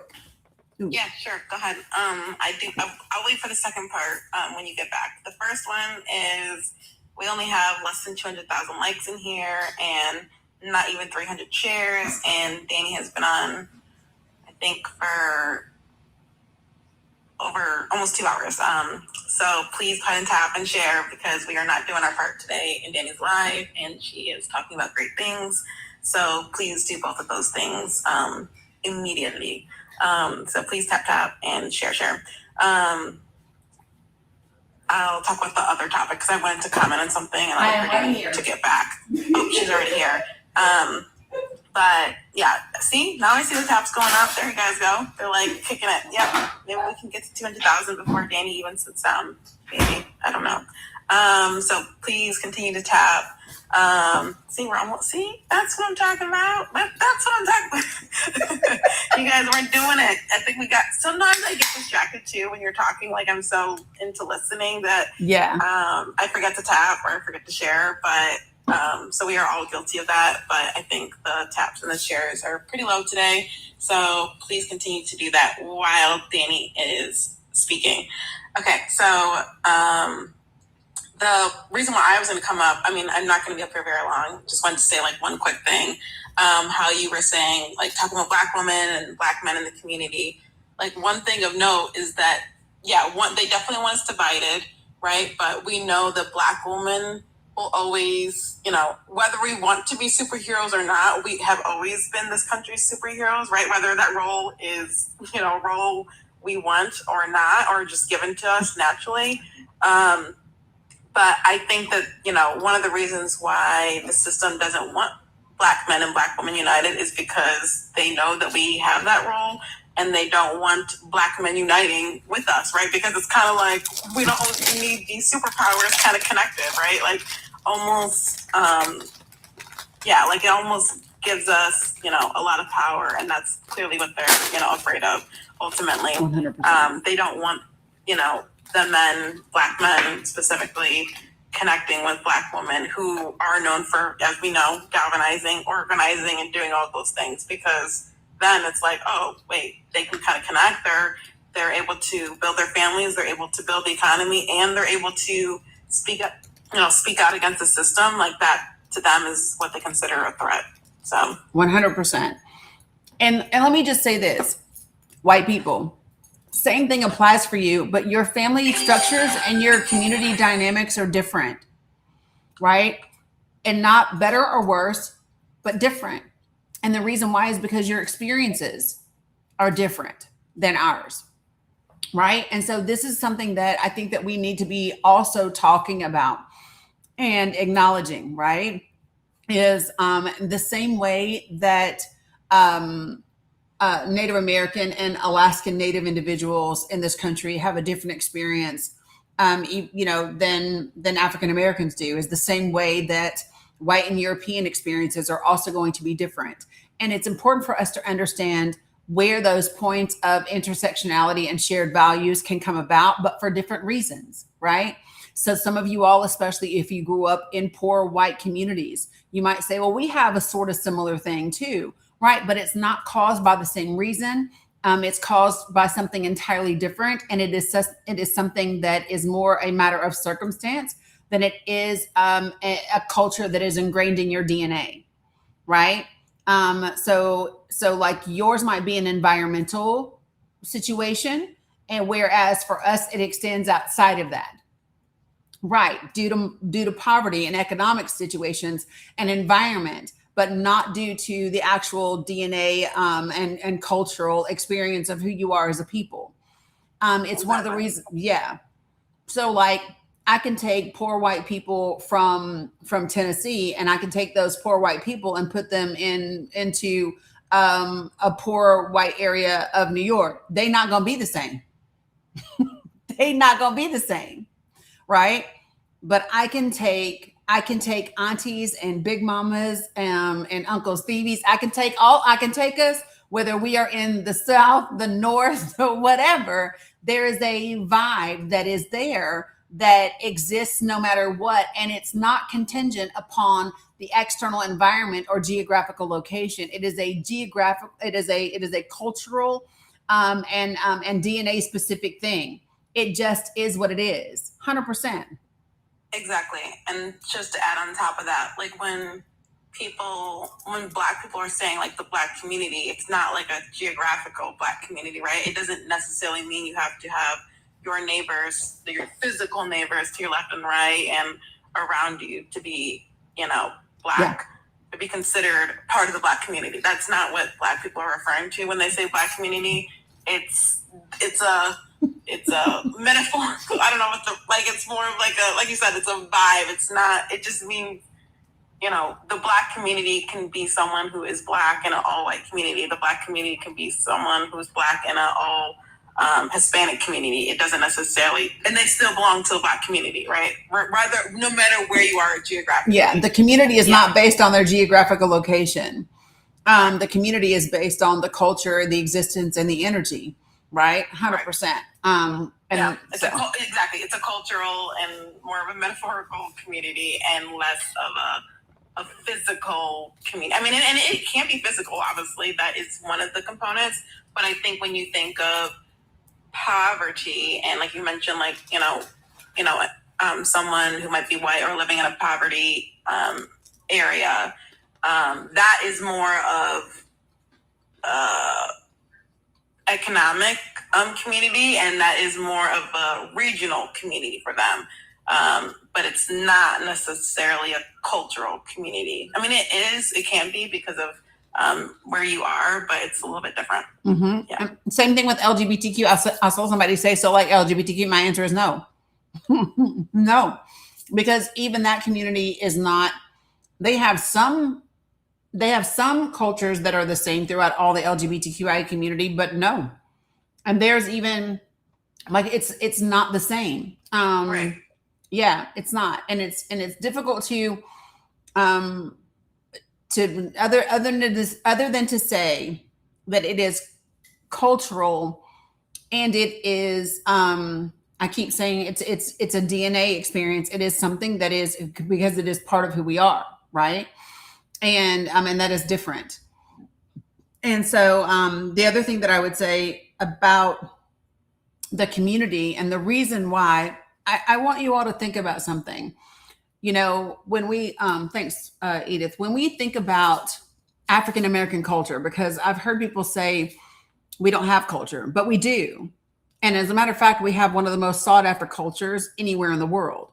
It's so funny. Culture. We're the culture. We are the culture, 100%. And it's just like, so if I were to right now, if you were to turn on your YouTube and type in, put on an Amapiano or Afrobeats playlist, every damn video, they might have an Afrobeats vibe, but everything else about that is African American culture.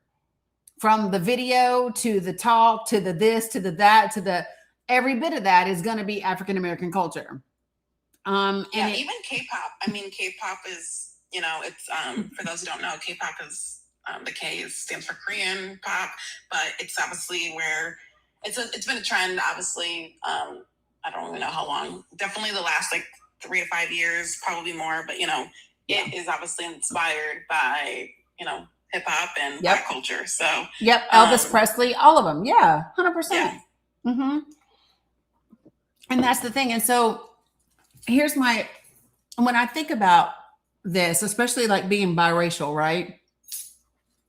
It's funny because even being biracial, it's just been who you are. You know what I mean?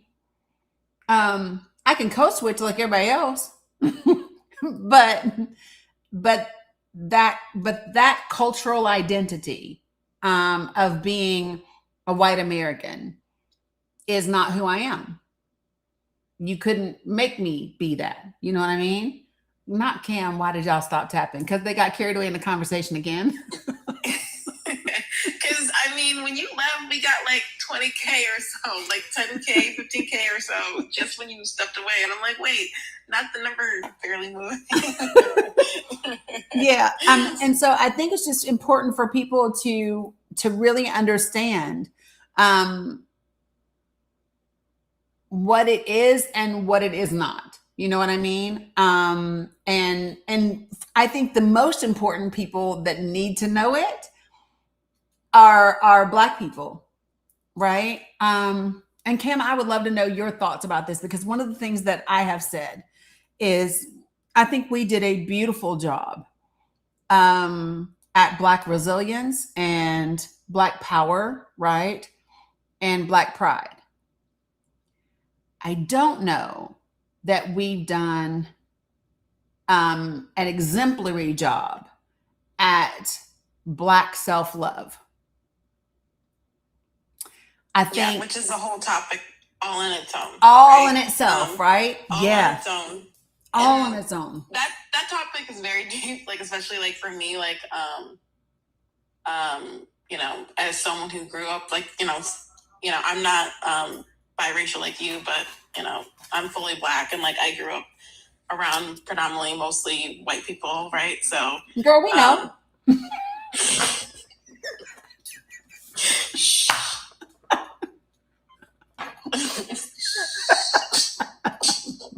I love you, Cam. I love you, Cam. Tell her, Dan. What do you want? Yeah, there go Marilla. See, wait.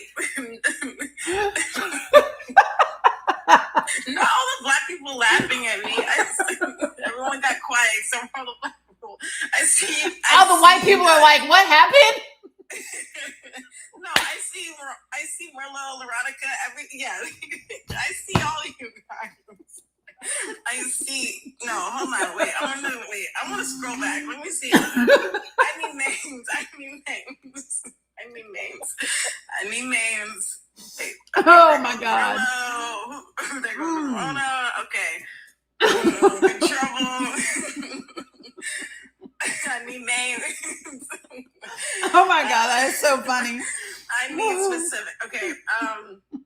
But yes, as we talk about self-love, I mean, you've talked about this before, right? Like you didn't see, I mean, and when I say predominant, like it's more predominant. It's not like I've never seen, you know, a Black person obviously growing up. It wasn't like that. But to your point, you mentioned like when you, I don't know, I think it was when you talked about like going into the military, and then you were just like kind of blown away by,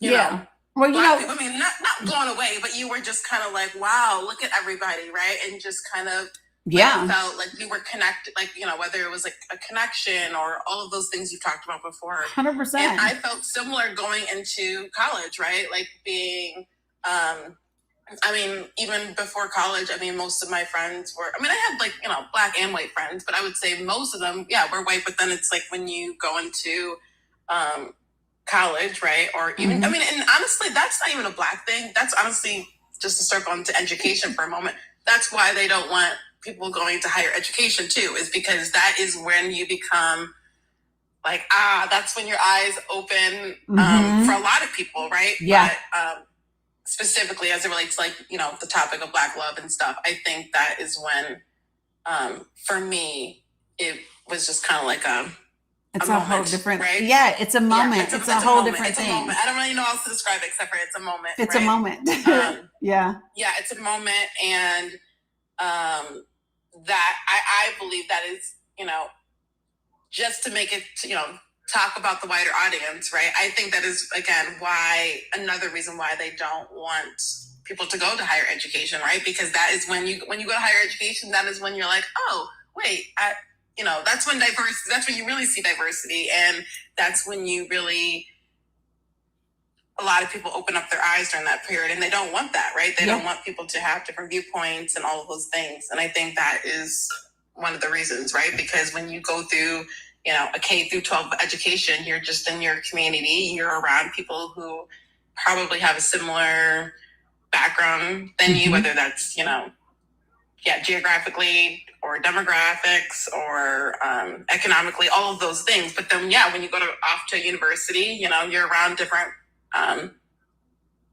minds and different ways of thinking. So that is one of the reasons why you hear specifically the right speaking so down on higher education. All of them coming from higher education, though.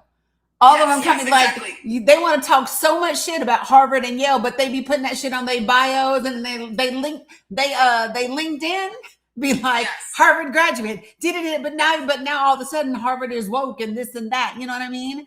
Exactly. When they also, because not only do they talk about higher education as a whole, right, and that could just be your local state college, but they themselves, to your point, right, have all gone to Ivies, right, which is a whole nother tier of higher education, right. So for them to be and then the truth is they want their children to go to those schools, universities and colleges as well. Yeah. So for them to speak on, the education system, they're really talking about, they're definitely the two parties that they're speaking about is what we're talking about today. They're speaking on Black and brown communities. They don't want them to attend universities, but as we know, that doesn't stop Black women. We're the most, I don't know what the word is, but we have the most degrees of any other sector. So that's one area that they don't want. And then they also don't want, people in poverty to go, right? Because they don't want to show that people can have this kind of move up the hierarchy or that there's economic mobility, right? They don't want people to feel that there's a way to get out. And education is usually that way, right? It's through education. There's two ways that people get an education, right? And that people can get this experience, have this moment that we're talking about, right? One is you have the economic ability to go to be educated in this way, to go to higher education, whether, in college and Ivy or whatever. The other way is travel. Right. And we just talked about both of those. Exactly. And we just talked about both of those. Education is, and when we just, exactly. And going to higher education, depending on, where you're going, you might be doing both of those, right? Mm-hmm. You are now going out of where your region is. You are now going from, I just lived in a small town in Tennessee to now I'm going to the big city in New York, right? Like, or I'm going to California where, you are now, exposed to different minds.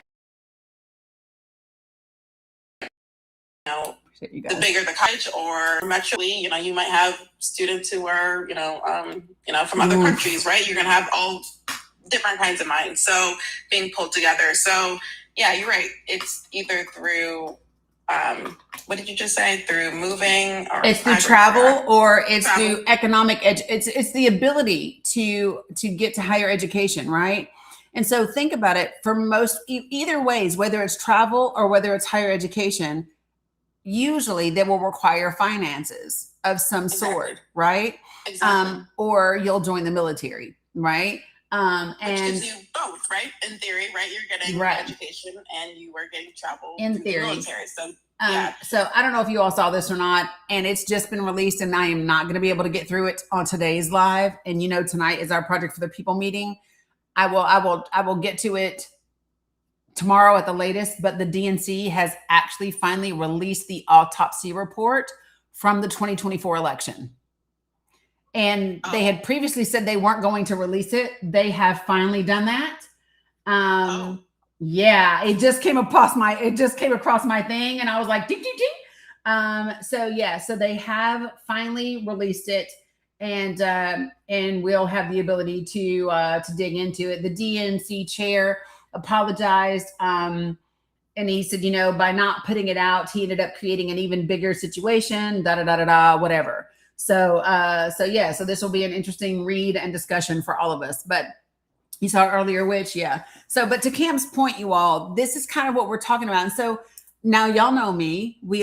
Kamala Harris did want it to be released. So now you know what we always do in these conversations, right? We always have to take the information and then connect the dots and take it back to where we are right now in this moment. And what do we use it for? And how do we use it? And how does this information become beneficial and pertinent for us right now? Right? So let me just first, before I dig into all of that, there's quite a few people stacked up in this in the request queue, right? Right, Cam?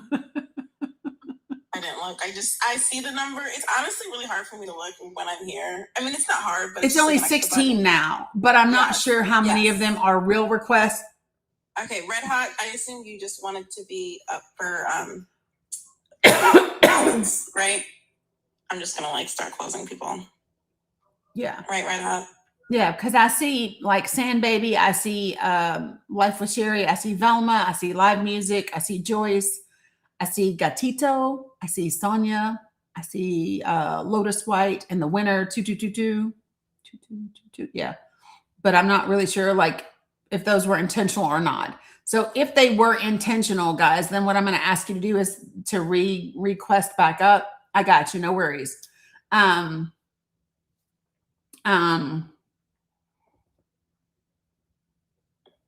don't know what that means, Joe. You said, call me Joe, said, I enjoy being in the other color in this aisle.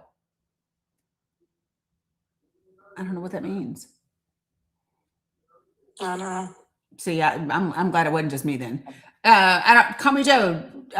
Explain, because I'm not sure what you wanted me to get from that. But so in order to take that, and Kim, you let me go if you want to hang out some more, if you want me to drop you. Either way, I'm good. Because I know you. Yeah, I can hang out for a second. Okay, cool. Listening to the Black point of view. Got it. So the other thing that I want to do though is take this information and tie it back. Can the autopsy be believed? I mean, when people ask me things like that, my initial response is I take everything with a grain of salt, and I trust my inner wisdom, and then I fact check shit, right? So I haven't read it, so I don't know what it says to know whether I should believe any of it or not, right? So to me, I just don't make those judgments and just be like, oh well, I can't believe it, or I can believe it, or whatever. I think if it's like anything else that comes out of politics, some of the shit will be true and some of it won't. Like, I just think some of it will and some of it won't. You know what I mean? You know what I mean? Hi, Kenneth. So one of the things that I think is really important is how do we take this information and connect the dots and use it in a way that is meaningful right now in this moment, right? You're welcome, Bobby. I think first is understanding. When you understand, and like it or not, folks, I don't even like to say, that I have a quote unquote enemy, but the reality is it would be dumb of me. It would be dumb of me to be sitting out here on an island, and somebody putting down, traps for my ass, and somebody releasing, like, I don't know, like somebody trying to unalive me every time I turn around, and me being like, no, I don't have any enemies. Meanwhile, somebody's trying to take my ass out, right? I don't like that mindset, but I think that it's important to be aware of the people that consider you their enemy. You see what I'm saying? Like, in my mind, I don't have to make you my enemy, but I am damn sure aware that you consider me to be your enemy. Okay. And if that's the case, understanding you and how you think and what you think of me and what your intentions are is to my benefit. Okay. So then I take that information and I go, okay, so what do we do with that? And how can we use it to our benefit? Right. And so I think it's important for everybody to absolutely understand that this administration, the Heritage Foundation, the folks that are behind every bit of this are ridiculously afraid of two groups of people: women and people of color. And so automatically that means women of color are the first group that they are the most concerned about, as they should be, because they know what happens when women of color organize and get shit done in this country. We saved Alabama's ass a time or two. Keisha getting ready to save Georgia, right? Like, there's a whole lot that's about to happen. And so for me, I love that for them. I love that for them, because do y'all know how much fun we can have with that shit? That's why I told you there's going to be an Erica, Dani, and I don't know who else is going to be part of it, but there's going to be a whole Aunties Weekly podcast. Well, that will be the purpose, right? That will be the purpose. We are going to demonstrate for you the very thing that you are scared of and the thing that you know has power. We are going to utilize it. And thank you for the fucking reminder. Right? Number 2, we absolutely have to point out to other people why this is so. Yeah. Right? And so this is how we collectively bring our unit together and move things forward. Okay. And for everybody that goes, but are we included? I had somebody ask me yesterday, can progressive white women be part of Project for the People? Well, fuck yeah, because they're coming for your ass too, right? They're coming for you. Make no mistake about it, right? What's very, very important for progressive white women, and this is what I will say to every single one of you, is you need to get your sisters together. Because my sisters are together.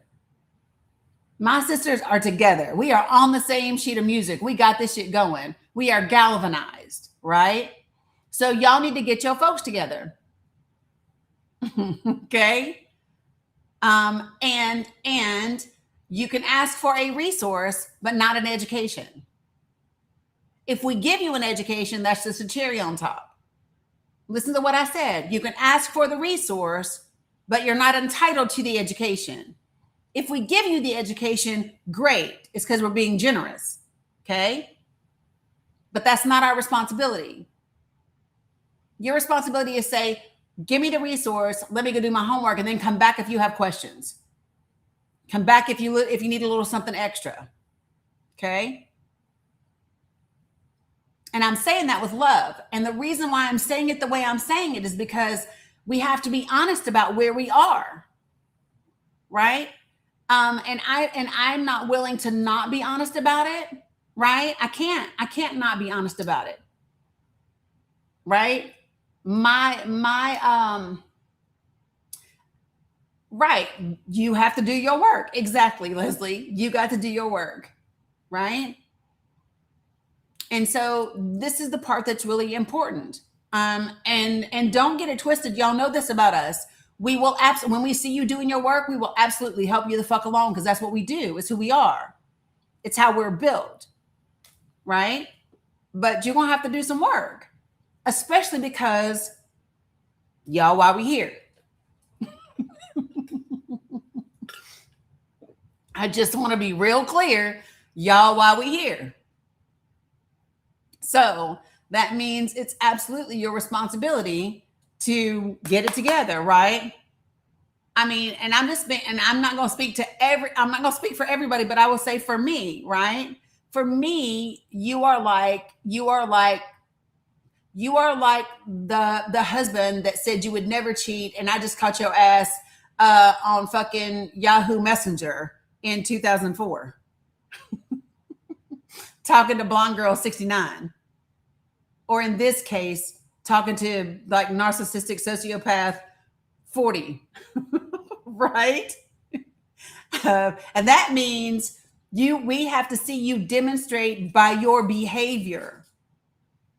You can't just say, oh, I learned my lesson and whatever, because that's what y'all said after 2016. Right? That's what y'all said after 2016. Go ahead, Cam. Exactly. Yeah, I'm just adding to that. Yeah, it's one thing. I mean, we talked about this last time and we've mentioned it before, but yeah, it's one thing to, the blue bracelets or talking or saying you're with us or reposting, sharing. But we had a big test in 2024. Unfortunately, y'all failed. Unfortunately, you guys did not pass that test. Literally 53% is a failing grade. Yes, right. It's a failing grade. This is the time, think of this as your midterm prep. You have 5 months before the midterms, literally, right? And your next midterm exam is, in November. Right. 100%. And this is, and so so this is the thing that I want you all to know about this space. If you're new to me, Do me a favor. If you are new to me, put a 1 in the comments because y'all might be like, where the fuck did I just end up? Um, um, but if you are new to me, put a 1. Down 1, you're not new. Hush. The lies you tell. Candy kiss you either. Okay, so here's the thing about the space that we have here. Okay, in this space, I want to be able to have really real conversations, even the ones that are difficult, even the ones that are uncomfortable, even the ones that feel some kind of way. Because if we were in a space where we all felt amazing all the time, we wouldn't be really doing any work, right? We wouldn't really be getting anything done.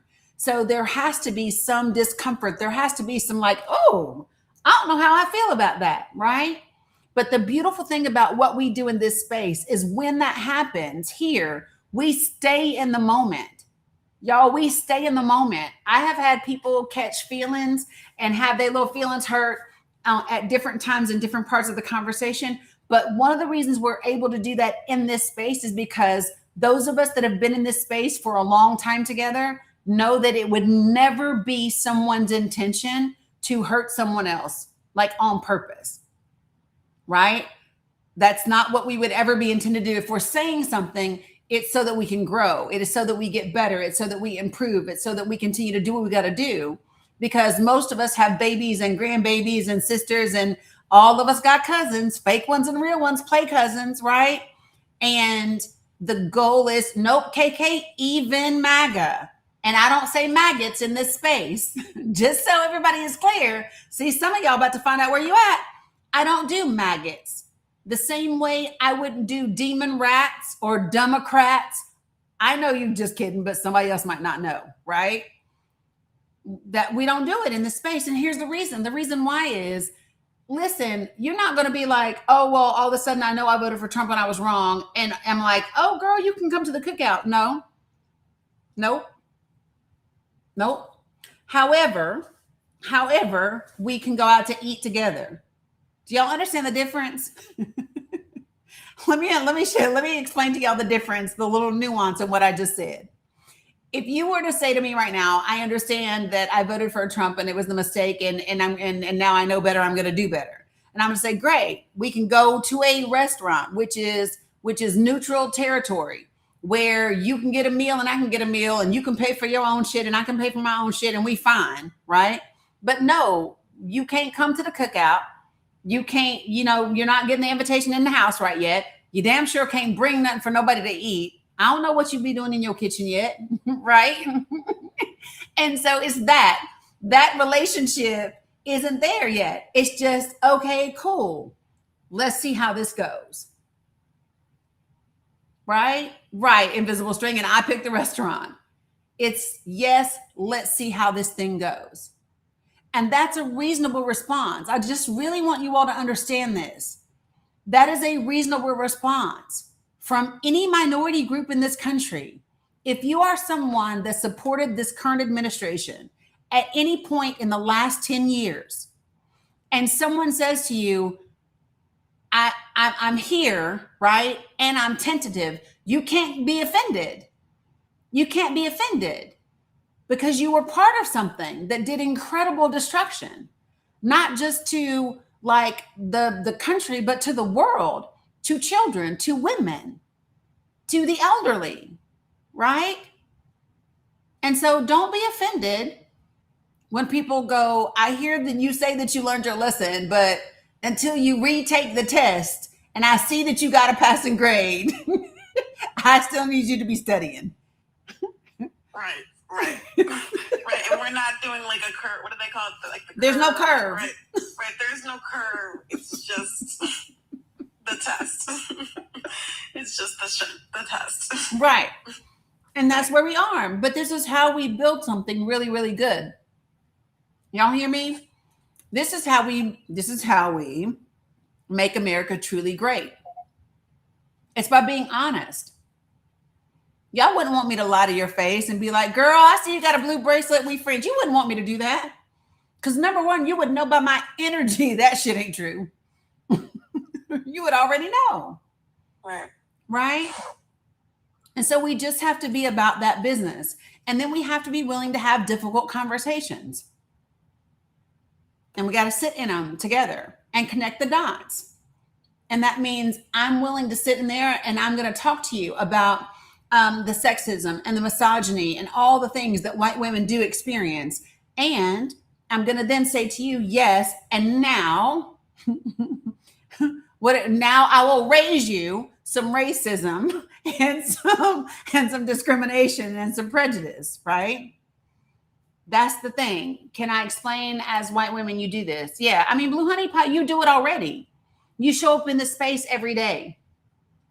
You listen every day. The other day, even when we was in here, you were like, okay, I don't even remember what happened. I don't even remember what the conversation was, but you already do it. And it's when we make recommendations, it is you listen and I love that pink, Nikki. But that's what we do. It's the conversations, it's the listening, it's the digging in, it's the leaning in. Not here, you mean in regular life, like out and about? Yeah. So when do you mean when I said get your sisters together? Is that what you mean? Get your folk? Y'all, and this side over here be so quiet. Facebook, YouTube. You know that I know why that is. Why is that? I know you got over there. Don't you have a lot of people from? They can hear me, can't they? They can yeah.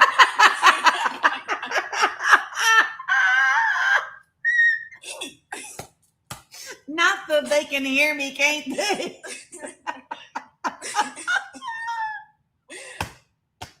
I know why. You know why. They know why. Everybody know why. I'm just gonna be quiet. I'm gonna go mute myself. Cam said, let me just go ahead and put myself on mute. Oh my Lord, B. Y'all are hilarious. So I have different audiences across different platforms, y'all. And where I'm from, and I'm very open about where I'm from is 96% white today. They are 99.9% Christian, and they are probably about 85% Republican where I'm from today, right? Jody said, Cam, Jody said, we're white, not deaf.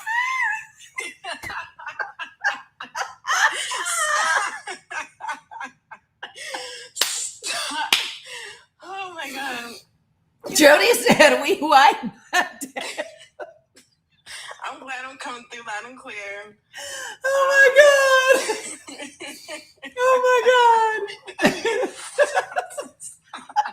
That was good, Jody. That was real good.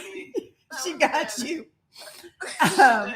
But do you see what I'm saying? So, like, for me, this is the type of environment that I want to be able to cultivate, to have these conversations that they want you to believe are so horrible.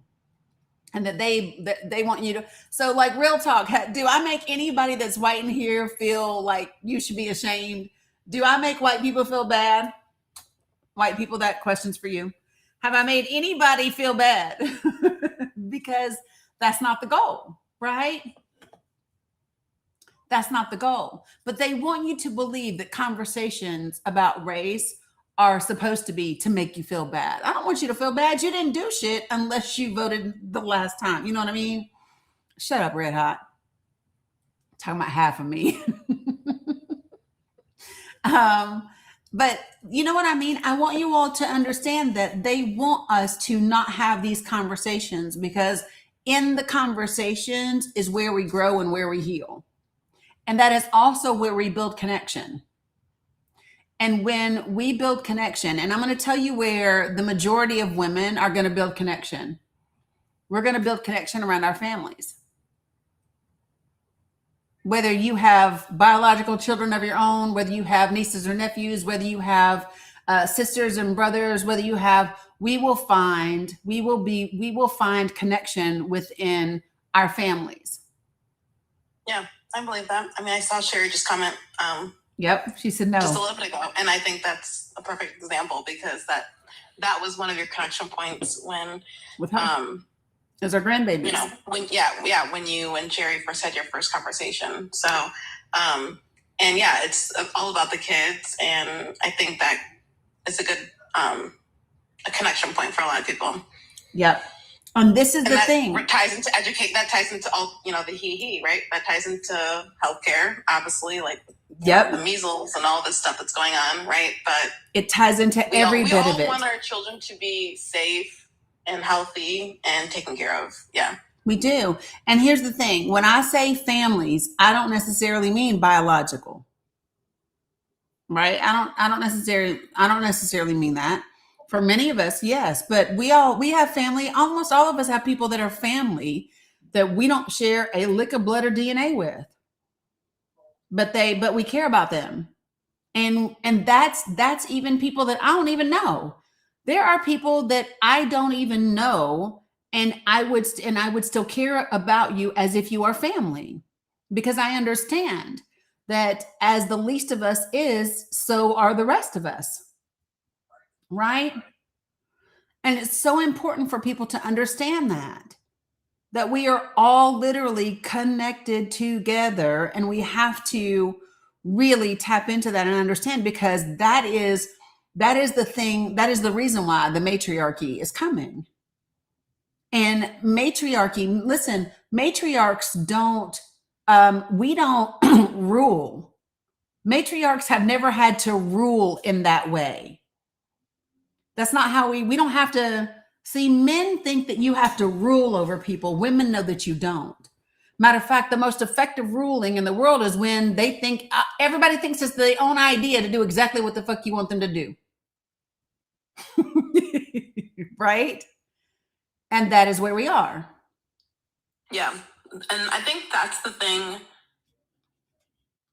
Okay, so when we talk about matriarchy versus patriarchy, I think that we are used to the patriarchy. It's men being in control, right? The key word is control, right? Mm-hmm. But I think just like we always talk about, where as it relates to Black and brown people and white people, they think that if we're in control, Black people are in control, that we're going to do what they did to us to them, right? Yep. And I believe it's similar with the matriarchy and patriarchy. They believe that if women or whatever are in control, that somehow we're going to do things that they did to us, yep. Right? But the truth is, matriarchy isn't about control like Correct. The patriarchy is. That's the biggest difference. Patriarchy equals control, but matriarchy is about community, nurturing, right? Community yeah. and nurturing, yeah, right, yeah. And it's not even just about. Honestly, it's not even just about people, right? Like, I think that women, if we're in a matriarchy society, even the earth, that is something like we wouldn't try to do as much to the earth as we would if we had a matriarchy society too. Yeah, 100%. And that's the thing that I really want people to really take in from this entire conversation that we're having. The reason why, when I was picking out the image that I wanted to, because I knew some of the things I was going to talk about today. And for those of you all who, are wondering, how does this tie into everything else? It ties into literally all of it. I want to play something. If you all have seen the show, don't talk about it because I haven't seen the show, but I keep seeing the trailer for this show. And I want to play it for you all. Because I keep saying that where we are with the patriarchy and with the misogyny and the racism and the ableism and the sexism and all the things, I keep saying that we're in a particular time period of that. And she talks about it in this. And so I'm going to use a little bit of humor to drive a point home. Okay. Hold on a second. I want you all to hear this. Hold on a second.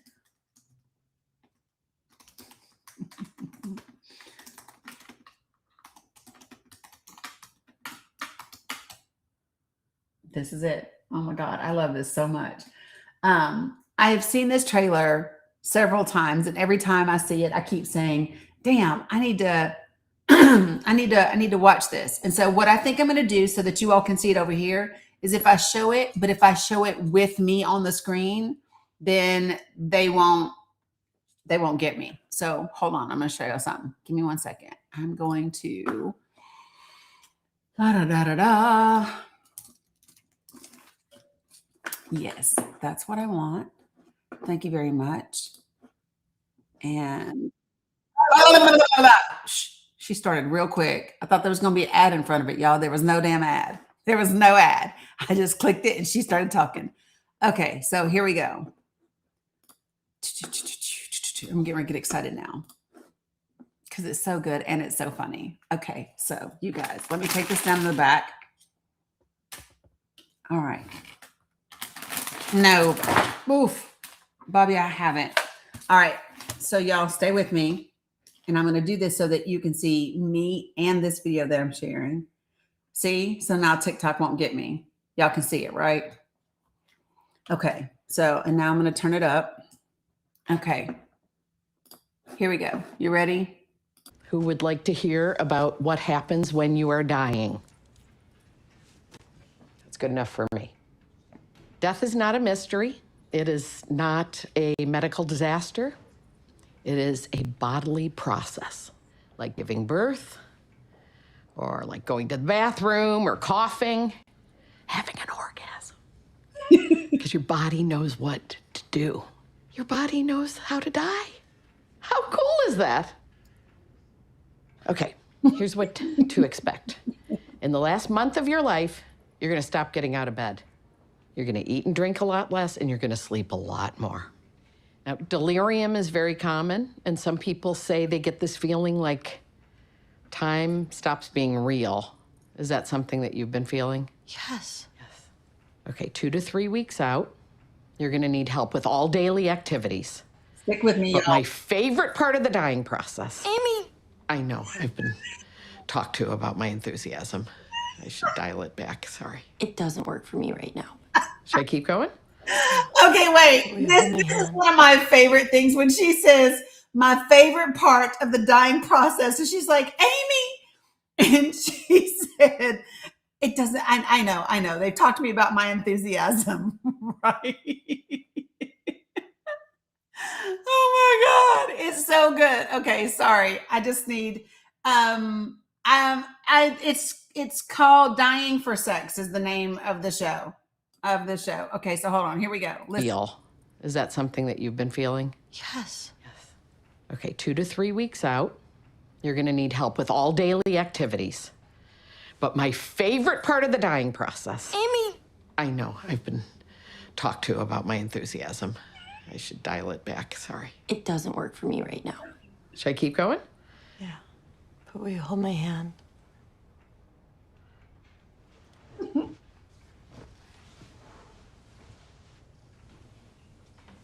Your body knows what's coming, and it goes into a state of ketosis, which decreases hunger and pain, and it increases the sense of euphoria. And when you start active dying. What's active dying? Oh, active dying is a sacred time. At least it used to be, and it still is in some parts of the world. It's the moment when you're very close to death and your body starts shutting down. How's everyone doing? I'm looking at you, Gail. I'm looking at you, Gail. If Molly wants to hear it, I could hear it. You guys, come here. She said, how you doing? How's everybody doing? I'm looking at you, Gail. Oh, it's so great. And we're going to talk about how this relates to where we are in just a second, you all. I'm good. I'm good. I'm good. I'm good. In active dying, you won't be fully conscious, and your jaw muscles will relax, your breathing changes, and there might be this gurgling in the back of your throat caused by something unfortunately called terminal secretions. I know. And when you are very close to death, your breathing goes into a cycle of deep, slow breaths and We're long almost pauses. there, y'all. And then eventually, there is a breath out that is not followed by a breath in. And that's it.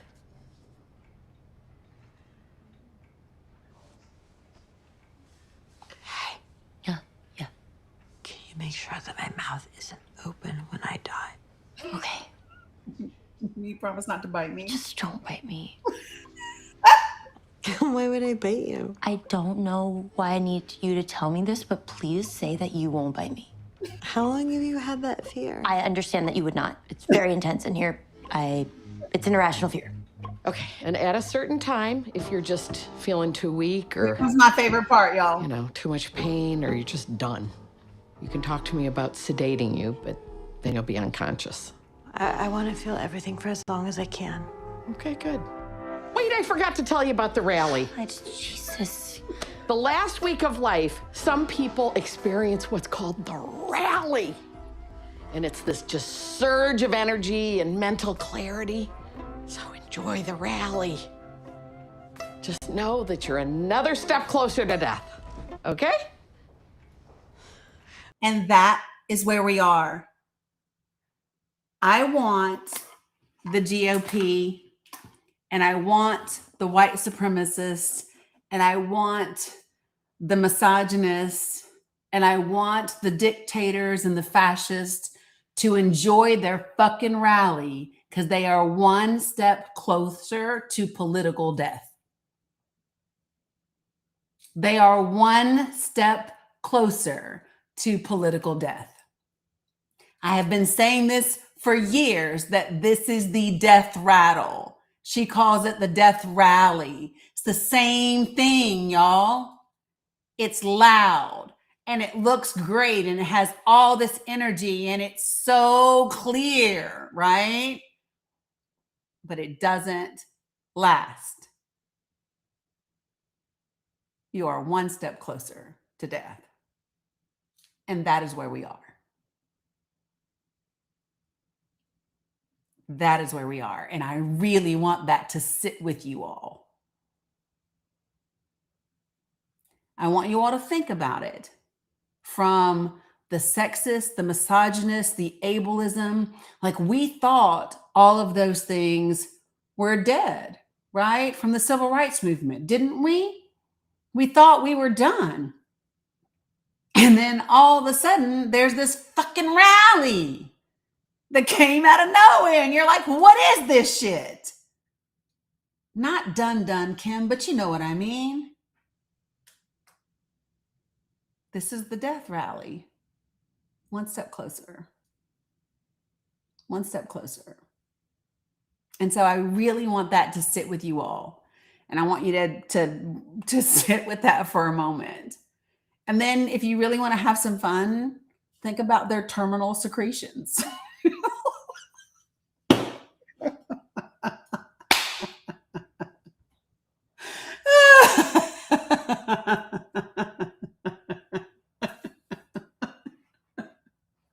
I'm just saying.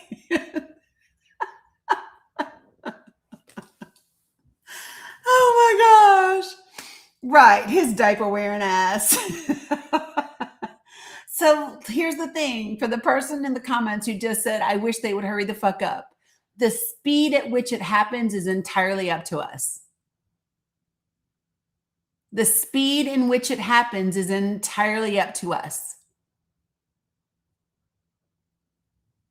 I really want you all to get that. The speed at which it happens is entirely up to us. And if I could offer you this other thing in this moment, you get the beautiful, the absolute beautiful privilege of witnessing one of the most beautiful deaths society has known, modern society has known. How privileged is that? How lucky are you? How blessed are you to be able to see this moment?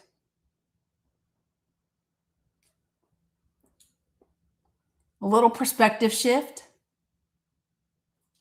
What's up, Lioness? Hey, EJ. Okay. What's up, Toop? Good to see you. Not Jer Bear. She says, okay. Yeah, you like this glimmer? I thought you might like this glimmer. Okay, so really quickly, because Scotty does a beautiful job of reminding me to hydrate, and I have now refilled my water twice and gotten a Red Bull.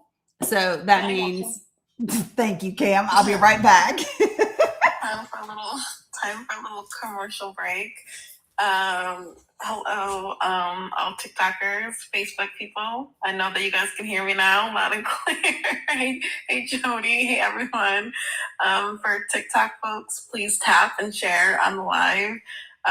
For everyone else, obviously, comments on Facebook or YouTube help too, so that Dani knows that you are listening in those spaces. So just stay engaged.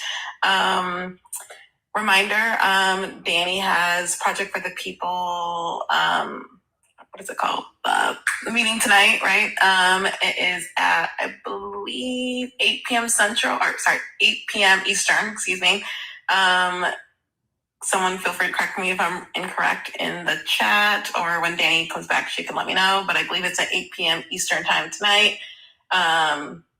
So if you have not already joined Project for the People, you have to do that in Dani's bio. So going to her bio at the top left on TikTok, going to her link tree, clicking on the first Google form will bring you to the Project for the People form that will let you sign up for Project for the People. You just drop your information in there, and then you will hopefully be able to get the link for tonight. Anyone? Yes. When's the cutoff? Yeah. Yeah. I think probably. Yeah, I would say. I mean, maybe like 2, or like maybe like in the next, like let's make the cutoff like another like 3 hours or so. Yeah, I really would like for you to get signed up, because this is the part we're at right now. Is we're going to talk a lot about Project for the People right now, and about what we're going to be doing tonight. And I've got another bill that I'm ridiculously fucking excited about. And so, yeah, we're going to talk about a couple of things. So, I would like for you to, your gear arrived. I love that, Dizzy. I would like for you to get registered for Project for the People by 3:00 today. That way, by the time I'm done getting the girls off the bus and getting them situated with their snack, I can pull the last bit of registrations, get you uploaded, and get the last email to go out for tonight, because I have to finish counting the data and the counties. I can tell you this, that I would be surprised if we are not already at, but we are super close to 400 counties if we are not past that already. I will have the number for you tonight, and I'm really excited about it. Yeah, that's amazing. I was just saying that's amazing. Yeah. Is there anyone in here that does not know what Project for the People is? 8 p.m. Eastern, Michelle. So 7 p.m. Central. Yep, 7 p.m. Central. Put a 1 in the chat if you are not familiar with Project for the People, because we're going to talk about it. And Native Son, let me just say this. I love the fact that you're FBA, but you be in here damn near every day now, since you saw me on somebody's panel. And I love the fact that you're still coming in here. Okay, cool. Let's talk about it real quick. And I really want to kind of get you all excited, because what I hear a lot of people asking is, what do we do to make sure that we get where we need to be? Not just in November, but from here on forward. Okay. And this is the part that I really want to drive home for you. I am, if you don't know this about me, but yes, exactly, Just Mel. Yes, you can listen in through the number that's on there too. So let me just tell you all this. So if you don't know this about me, I am a service-connected disabled veteran, right? So I don't know whether it's just the pragmatic military part of my brain that thinks about like how to do things, like the strategy on how to move things forward and what are the short-term and the long-term things. But this is something that the Republican Party and the Heritage Foundation has done an excellent job on. When they put together Project 2025 and they wrote Project Esther, they think about what is the final destination of where they want to go. And then they think about what are the things that they must do. What do they have to create? What do they have to win? What do they have to build? What do they have to dismantle along the way to get there? Because they know they're not going to get there all the way, in just like that. Okay. So no matter what you think, Any ideologic version of the midterms that you have in your brain where you get to vote for only people you love is horseshit. Throw that out the window right now. It's not happening. And if you need to pout or sulk for a minute, do that shit right now and then get the fuck over it because we got work to do. You are not going to only be able to vote for people that you like in this election. I'm going to say it again. You are not going to only vote for the people that you like, that you love, that make you feel all warm and fucking fuzzy inside. That is not a realistic possibility in 2026. And what I want you to remember right now is that you are not a baby. You are a grown adult. You are not a teenager. You are not an adolescent. You are a grown person and you understand that life isn't fair. Got it? Right? And we do what we have to do for everyone, not just based on how we feel in any one moment in time. So that's the first thing that I want to say. And if there's anybody that wants to have a conversation about that, let's do it now so that we can get it out the way. If you want to have a conversation about third party, let's do it right now. If you want to have a conversation with me about AIPAC and pro-Israel people, let's do it right now. If you want to have a talk with me about establishment Democrats, let's do it right now. If you want to have a conversation with me about any of that shit, let's do it right now. Because we got stuff to do. So let's tackle the things that are in the way right now. So if there is anybody in here right now that is like, well, Dani, I'm not voting for anybody that took AIPAC money this year or in the last 3 years, go ahead and put a 1 in the damn comments and then get up on the panel so we can have this conversation. If you are someone that says, I'm not voting for any establishment Democrat, go ahead and put a 1 in the chat and then request to come up here on the panel. And then we're going to have a very real conversation with each other why that's not going to work and why it's your responsibility to get over it right now and work towards a world in which what you desire can actually be a thing when it doesn't detrimentally devastate the lives of people. So do I have anybody right now? I don't see any ones in the chat.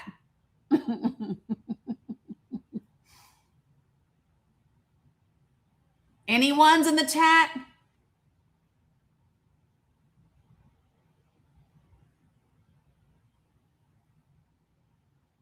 No? Going once? Going twice? All right. Forever hold your peace. Listen, the wedding is going on. Okay? We are all getting married today. There is no more standing up and saying shit else. Got it? This was your time, and none of y'all said anything. So we're going to move forward. Got it? Okay, next. Here's the next part that's important, okay? I'm just, call a thing a thing. So if you are still here at this point in time, then you are on board, and this is how we are moving forward. Okay. Appreciate you, Veronica. It's not about trusting liars. It's not about trusting liars. And let me just say this to you all. I want you all to stop using words that you use in your personal relationships when you are talking about politics. I am not asking y'all to marry or have a baby with anybody that's in office. You do not need to trust them. You just need to be pragmatic and vote based on facts and information, not your feelings. Okay?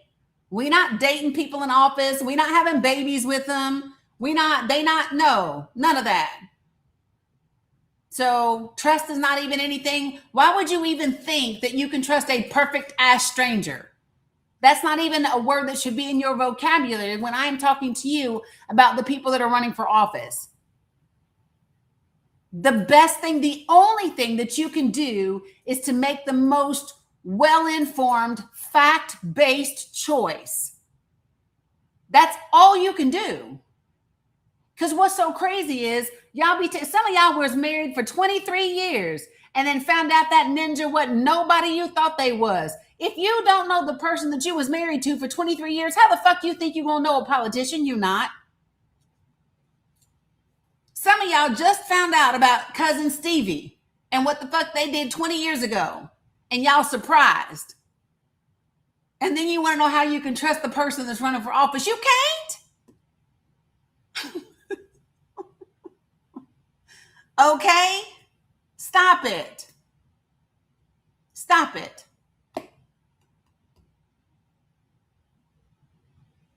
All right.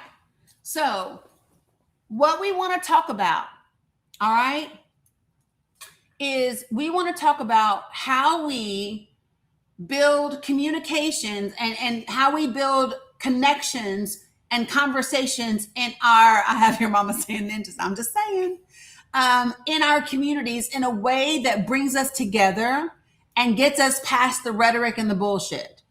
So the theme for this weekend, our weekend of action this weekend, is no more wars, including culture wars.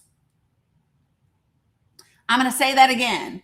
No more wars includes culture wars. I am not arguing with you about what your religion says you should be doing in your life. And you are not going to argue with me about what your religion you think I should be doing in my life based on your religion. I'm not doing culture wars with you anymore, because culture wars are not getting your hospital bills paid. Culture wars are not getting food on your table. Culture wars are not getting your children properly educated. Culture wars are not getting gas prices down and grocery prices down and fertilizer on shipments.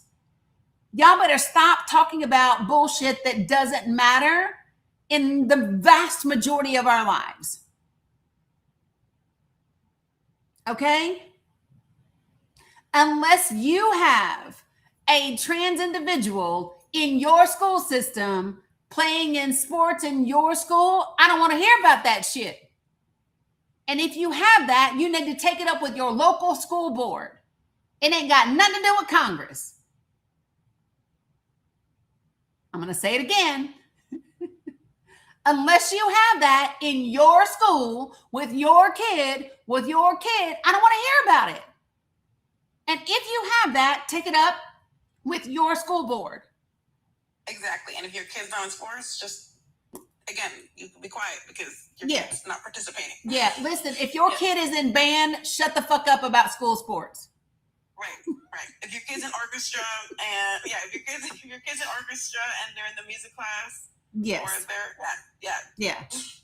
your kid is the drama theater kid. Shut up about school sports. I don't want to hear it. Right? And if you ain't got no damn kids or grandkids, shut up. Real talk. Because we're going to talk about real things. We're not having culture wars that distract us from the things that we really have to be paying attention to. And if you're a man, shut up. Right. And I'm telling you right now, if you are an adult and the first thing you want to say is what's a woman, here's my thing. If you are a man asking me what a woman is, bro, that's why you single. That's why. That's why she said no. That's why y'all not together no more. It's because you asking that type of fuckery. Stop it. You know? I'm just saying. So, the theme for this weekend is no more wars includes culture wars. All right? We're going to talk about issues. And so now what I want to do right now is I want to help you all navigate the conversations around issues. Yes, Slim Shady. So, all right, we've got 4 main pillars of policy that get us to talk about our issues. And I use an acronym so that I remember them. The acronym is HEHE, H-E-H-E. Got it? The first H is healthcare. The E is education. The second H is housing. And the last E is economic mobility. Got it? He. So when you say to people, no more wars includes culture wars, we're then going to talk about 4 policies. Got it? Four policy pillars. Because almost everything comes back to that. Somebody wants to talk to you about it. If somebody brings up immigration to you, guess what you're going to say? Okay, so do you want to talk about immigrants and healthcare, immigrants and education, immigrants with your housing, or immigrants and your economic mobility? Which one of those things is what's concerning you about immigrants? Because if it's open borders, shut the fuck up. Especially if you live in Tennessee, Georgia, Iowa, fucking Kansas, ain't got a border, ain't got an international border on any side of you. I don't want to hear it. So if you want to talk to me about immigration and you do not live on the southern border, you're only going to talk to me about immigration as it relates to healthcare, education, housing, and economic mobility. That's it. Because everything else is bullshit. Everything else is irrelevant. You're not going to be like, we had them just pouring in here. It's invasion. Shut up. No. No. No and no. Okay? Every time people want to take you off into a culture war, I want you to bring it back to these 4 pillars of policy. You want to talk to me about trans people? Great. Do you want to talk about healthcare? Cool. Let's do that. Oh, KK, come on up here. Let's do it. I'm happy to role play with you. So if you say, yes, I want to talk about trans people and healthcare. Here's going to be my next question. Are you ready? Are you talking about their healthcare or how trans people impact your healthcare? Because if you want to talk to me about what trans people do for their own healthcare, shut the fuck up. I only want to talk to you about trans people and healthcare if you want to talk about how trans people impact your healthcare. And if that's not the subject, shut up. And if you don't have a trans kid in your family, right, that something's happening to, and if you do, listen, if you have a trans kid in your family and you believe their parents shouldn't be doing something, do you know what I'm going to do? I'm going to help you get on the internet and get the number for DCS. That's what I'm going to do. Go call Child Protective Services. That's how you handle that shit. You don't legislate based on your singular family issue. We're not legislating everybody for your family shit. You got a problem with the way Sally and Joe handle little Timmy? Then call CPS, damn it. It doesn't, Tina. That's the whole point. It doesn't. Tina said, how does trans healthcare affect anybody else? And my response is, it don't. That's the point.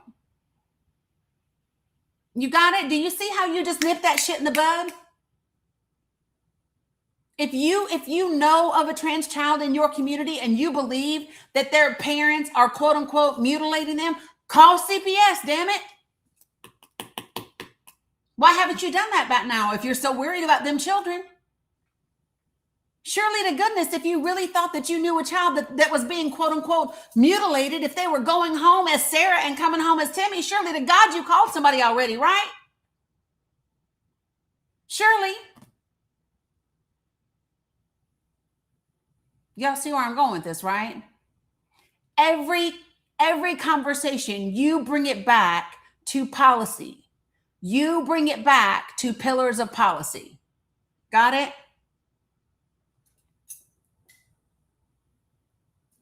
So for those of you guys over here, KK is joining. And so KK's question to me was, how do you have a conversation about immigrants when it comes to housing? And so, Good afternoon, Dani. Thank you. Yeah, you're welcome. And so I invited him to come to the panel so that we could role play it. So here's what I like to do when we role play these types of things is I like to pretend to be you, and then you say the things that you think the other person would be saying. Does that make sense? Yes. Okay, cool. All right. So what would they say? What would they say regarding immigration and housing? They would say that they're taking up all the housing. Okay, pretend to be them. So say it just like they would say it. Role play it. Right. Yep. So immigrants are taking up our housing, and they're making it harder for citizens to get housing. So when you say that they're taking up your housing, do you mean that they are getting like your Section 8 benefits? Is that what you mean? Or do you mean that they are working and they're just applying and they're getting housing? Some are definitely taking advantage of public assistance. Some are just grouping into homes and driving up our pricing, our housing costs. How does them renting a house drive up your housing cost? Because when landlords find out that there's multiple families living in one dwelling, they are more prone to raising the costs, raising the rent. Based on what? Based on the fact that there's more than one income coming into the household. No, but what I'm asking you is, where do you find that to be a trend? Like, because I've never heard that. So let me ask a couple of questions. So are you talking about an individual landlord, or are you talking about an apartment complex?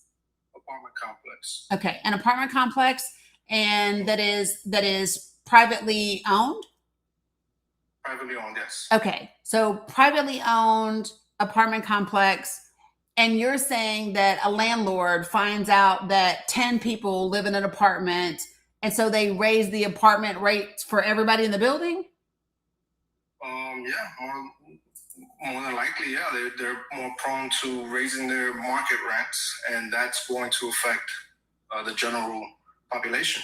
So I've never heard of that, because I don't find that in, for example, I don't find that in like Little Italy. I don't find that in Chinatown. I don't find that, because there are many cultures where American citizens have family units that share, their housing accommodations. And I've never seen any reports or any like landlord documentations or studies that show that how many people live in an apartment is what dictates how much somebody charges for rent. Do you have like a source for that I could read? No, I don't, honestly. Okay. I mean, if you find one, I would love to see it. I've just never had it. And so when we talk about Section 8, right? Section 8 is federally funded, right? Yes. Okay. So are you familiar with 8 USC 1611? No. So I can show you a link. I've got it in my link tree. So 8 USC 1611 is actually the federal law that talks about the fact that unauthorized immigrants are not eligible for any federally funded programs at all. So whether that is Medicaid, so the only way that they can get Medicaid, for example, in New York. So in New York, an unauthorized immigrant can only purchase Healthy New York Medicaid from the ACA marketplace after they've been working. And an unauthorized immigrant can only apply for a work permit after having done their immigration paperwork and waiting 6 months.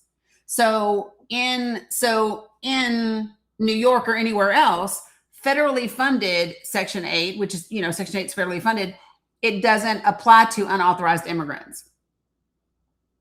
Understood. Yeah. All right. So what made you think that somehow unauthorized immigrants were the people that were taking up all your housing? Well, I just hear a lot of people. This is off of the role play thing, right? Yeah. I hear a lot. I do taxes for a living, and I get a lot of clients, and I have to remain somewhat unbiased when it comes to dealing with clients, especially. But a lot of clients complain about just immigrants taking up their benefits, whether it's housing, whether it's healthcare, whether it's public assistance, and sometimes I'm at a loss of words of how to basically argue for immigrants and how immigration is more beneficial than not. Yeah. So literally in my link tree, I do have a whole resource around immigration, right? And then tonight, when we have our Project for the People meeting, I'm going to be talking about some of these things as well. So you can kind of take some notes and just quick talking points. And so one of the things that people, especially in New York, so New York is one of those places that when this became a talking point for the GOP, I went and did even more research specific to New York, right? And so this whole thing about, oh, they had, thanks, LaMonica, they had, $1,000 on or $20,000 on their EBT cards. None of that happened, right? But you actually have a report from the city of New York that talked about the way that they handled immigration that came in when Texas and Florida just bust those immigrants up there and dropped them off in the middle of January when it was freezing. The way that New York did it actually saved New York money compared to its normal immigration program. So like the normal immigration program is you have an immigration processing center and the immigrants will normally stay there for 30 days while they're going through processing. And during that time at the facility, there's staff there, right? The staff makes boxed lunches and puts food in it for them and all the things. And then they throw the boxed lunches away and then there's like nothing. So what they did this time was really smart. So they had what used to be back in the day, really, really nice hotels that aren't really nice anymore in New York and that were really sitting empty because of C-19. They contracted with the owners of those hotels to have unauthorized immigrants stay there for 30 days while they were going through the process. And then what they did is instead of trying to hire staff and have our boxed lunches delivered to those hotel rooms for those people, is they loaded debit cards with SNAP benefits the same way you do and based on the same ratio by the number of people in your family that they would normally do, right? So if you got 5 people in your family, then I think it was like in New York, because you know how hella expensive shit is in New York, I think it was like $350 a week or something like that. And but what happened is because they gave them those preloaded debit cards, those people were literally going out into the community and using that card. And so they were actually supporting small businesses with the money that they were spending right there in the neighborhood, which is smarter than just some old box lunches that get thrown away, right? Right. Yeah. So the report that I ended up reading from New York, it actually showed why that was a smarter way for them to handle that influx. The other thing that you should know is that if you are a state that is agreeing to take unauthorized immigrants, you actually get federal funding for those immigrants that are coming to your state. Did you know that? I did not. Yep. So Texas gets it, New York gets it, Cali gets it, Illinois gets it. The shitty thing about Texas and Florida is when they bust you all their immigrants, they didn't send them funds to y'all though. Abbott and DeSantis, they kept it. So it benefits the economy that you have those folks coming. There's even a study from the George Bush Foundation that shows that immigrants are a net positive economically. But so to go back to what your question was, do you see the way when you said, how do I talk about housing about immigrants? Yeah. And do you see, I didn't tell you a bunch of things. I asked questions. I said, so do you mean this or do you mean that? And do you mean that? And do you know about that? And the reason why is when you ask someone questions, you are making them think through the process of the claim that they are making, right? Yes. So I don't even have to prove to you that you're wrong. I'm asking clarifying questions that show you the thing that you're concerned about isn't actually happening. Understood. Yeah, that's a genius. Yep. And then you don't have to argue with me. And yep, Invisible String said it. So this is what I call it. I call it the Easter egg hunt method. So I have grandbabies, and which means I've obviously had children, right? And so, so think about when you have kids and you take them outside for an Easter egg hunt. You don't want to point them to the egg, but you want them to find the egg and think that they discovered it. And so the questions is me helping you find the egg so that you think you found it for yourself.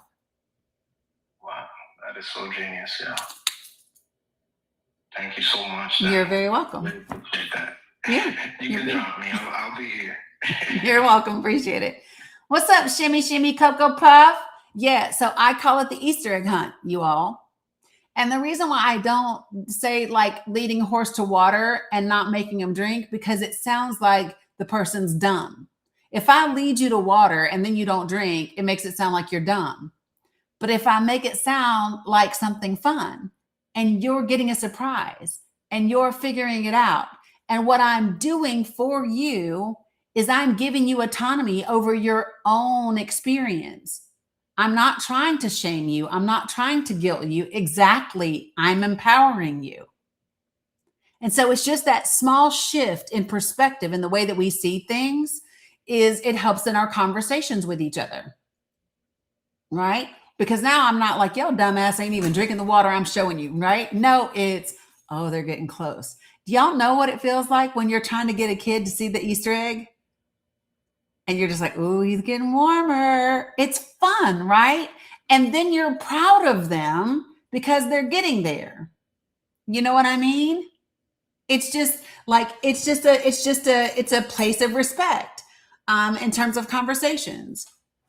So that this is the theme around this weekend, which is no wars includes culture wars.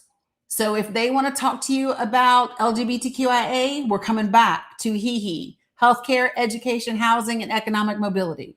They want to bring up immigrants, fine. How do you want to talk to me about immigrants with regard to healthcare, education, housing, and economic mobility? Right? What's another culture war? What's another one? Name another culture war that people will want to argue with about. Yeah, so KK, I have two acronyms that I use all the time. So one is HEHE, which is the 4 pillars of policy, right? And then the other one is, I got you, Slim Shady. And then the second one is CARV. And so CARV doesn't have an E on the end, right? It's CARV.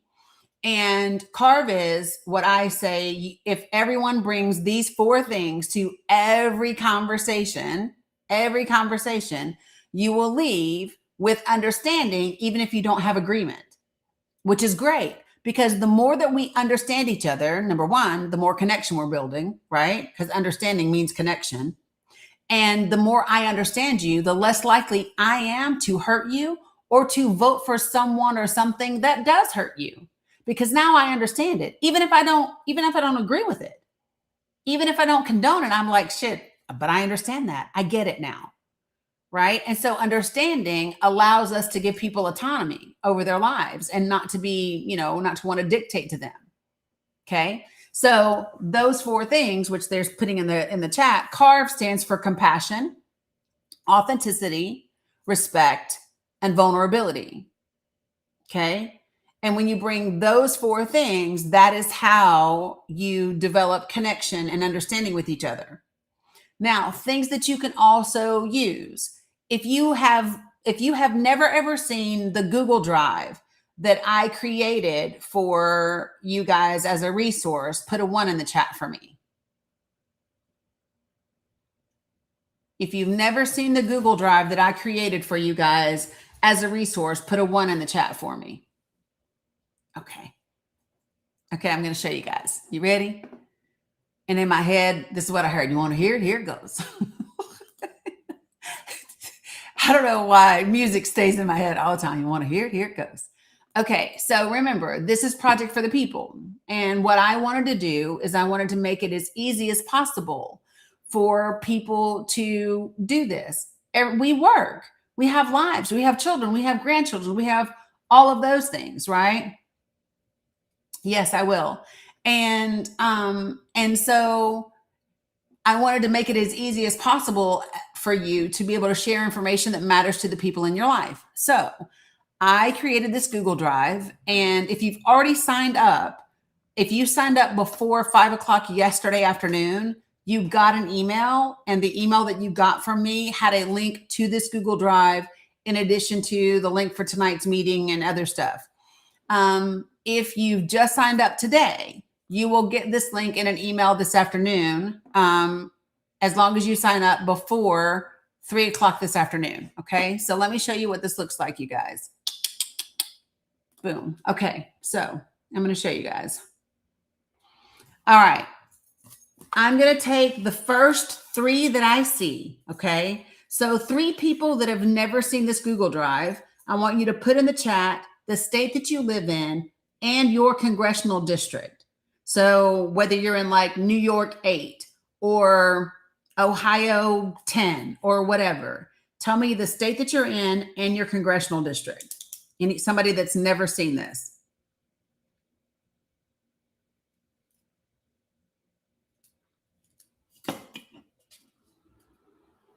I got Ohio 6. I got Indiana. There's no such thing as Indiana 95. Did you mean Indiana 9 or Indiana 5? And I got Louisiana 4. And I got Missouri 6. Okay, that's enough. So let me show you what this looks like. So guys, this is my personal Google Drive. I looked up all of this stats and information for you myself, and then I created all of these graphics for you to share myself. So I'm going to go to states, state resources, and in these states, the first one that I'm going to go to is Ohio District 6. So I'm going to go to Ohio, and I'm going to go to District 6. As you can see, I did it in English and I did it in Spanish. Okay. And so this is Ohio 6. So in Ohio 6, because of the One Big Beautiful bill that they passed last year, 33,000 people are projected to lose their Medicaid health insurance in this congressional district. And also in this congressional district, 63% of nursing home residents in Ohio are covered by Medicaid. Okay. I can also show you that in this same district, 28,000 children and adults are projected to lose some or all of their SNAP benefits, also because of this bill, and children should not go to school hungry. I can also show you, because of those premium tax subsidies that they allowed to expire, right? Remember those? Specifically because of that, an additional 34,000 people are going to become uninsured because of those expiring, right? So I have created graphics like this for every state in the country, for every congressional district in the country. See you later, witch. Okay. So that you have this information to be able to share. Now, if somebody says, oh, well, all those people got to do is go get a job, right? They are, Manny. And the reason why is the reason these cuts are coming is because we have a reduction in federal funding. And so every year, more and more federal funding keeps being taken away from these programs, specifically to pay for the tax cuts that they gave to the ultra rich. Okay. But if somebody says to you, so what? People on Medicaid are lazy. They're just getting Medicaid and they're not working. Well, that's bullshit. I actually made you graphics about that too. So you can go into Ohio and you can open up your adults working. And I can show you that in the state of Ohio, 72% of the adults that are on Medicaid already, it shouldn't be, Rebel. It might just be mislabeled. That's all. It might just be mislabeled. But 72% of the adults, you seen it last night when I was on Caso's live, Jackie? Right. So 72% of the adults that are on Medicaid already work in Ohio, and Medicaid covers 45% of adults on disabilities. Okay. So these are things that, where did you see, I was in Ohio 6. Did it say Michigan somewhere? Where did you see that it said Michigan? Where did you see that it said Michigan? Tell me where, y'all. Tell me where. Because I was just in Ohio 6. The one after SNAP is probably, and this is why I'd be like, y'all help me. Oh, I didn't change it. Now watch this. So let's see whether I changed it here and not here, or whether I changed the name and not the number. So watch. It's this one. So watch. Let me show y'all. So we're looking for Ohio District 6. I love this. So let me show you. If you see something like that, you want to ask me. Love that catch. So watch. This is why I also put the sources for the information, so you don't got to trust my ass. You can actually go look for yourself I'm actually going to fix it myself, but see how I have the sources? The sources are here for all the information. Okay. So all of the sources are already here for the information. And this is the uninsured persons due to the One Big Beautiful Bill. And so when you see something like that and you're like, but Dani, that's not right, I can actually go and download it. Where's my download on it? Da-da-da, where's the document for me to see if this is it? Yeah, see, view the document. Oh, and yes, y'all, this is what I did for all of them. Hold on. I probably still have it open somewhere up here. Is this it, y'all? Hold on. Number of insured per.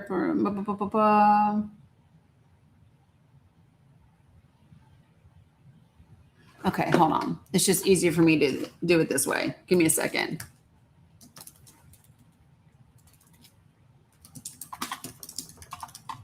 And I'm going to do, this one is uninsured premium tax subsidies expired.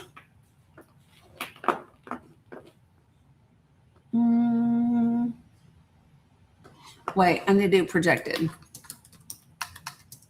by congressional district. Oh, there it is. Boom. See, so these are the dollar amounts and these are the changes in the premiums, but this is why they're all in there. Sometimes it's just easier for me to look it up because I have them bookmarked, but I will change that graphic for you. And is this the interactive map? That's West Virginia. I didn't want West Virginia. Oh, stop.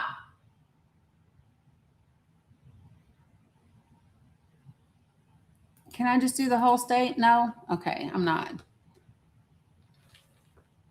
Here's your by your districts, by the way. Ohio 6.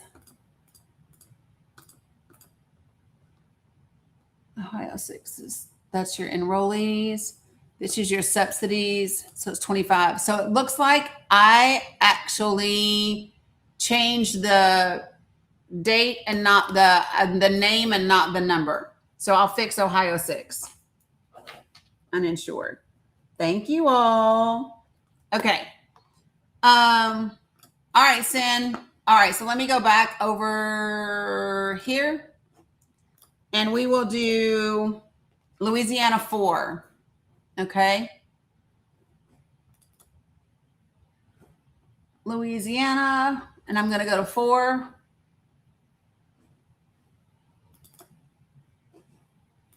All right. Louisiana 4. I hope you're still in here. Sorry, y'all. So this is your Medicaid for Louisiana 4. 44,000 children and adults. And here's what I did. If your state calls it something different, like Healthy Louisiana, I put Medicaid in parentheses so that they can connect the dots between the two. The same way that some people don't realize that the Affordable Care Act is Obamacare, the same way people don't understand that Medicaid is Healthy Louisiana. So by putting them two together, right, then it starts to connect the dots between those two things. And then Louisiana 4, this is 33,000 people lose some or all of their SNAP benefits. And then this is your Louisiana 4 for your uninsured. It's an additional 51,000.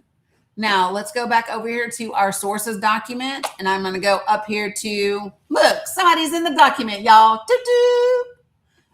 Okay, so look right here. I'm going to go to those for Louisiana 4. And I'm going to come down here and go by Louisiana. And you will be able to see the numbers that I just gave you. Louisiana 4 is 44% for your Medicaid and 33,000 for your SNAP. Okay. So last one that I'll do real quick for you is why aren't y'all still sharing? Oh, y'all got dropped. Sorry. I'll fix you. So last one is Missouri 6. So I'm going to go back. I'm going to go to Missouri, and I'll go to Missouri 6. If it will let me scroll, there it goes. It's because I have so many tabs open. Don't judge me. So I'll go to Missouri, and now I'm going to go to Missouri 6, and this is Missouri. So 22,000 people in Missouri. It's the Missouri Health Net Medicaid, right? In this district. And 65% of your nursing home residents in Missouri are covered by Medicaid. SNAP benefits in the same district is 16,000. Children and adults are going to lose some or all of their SNAP.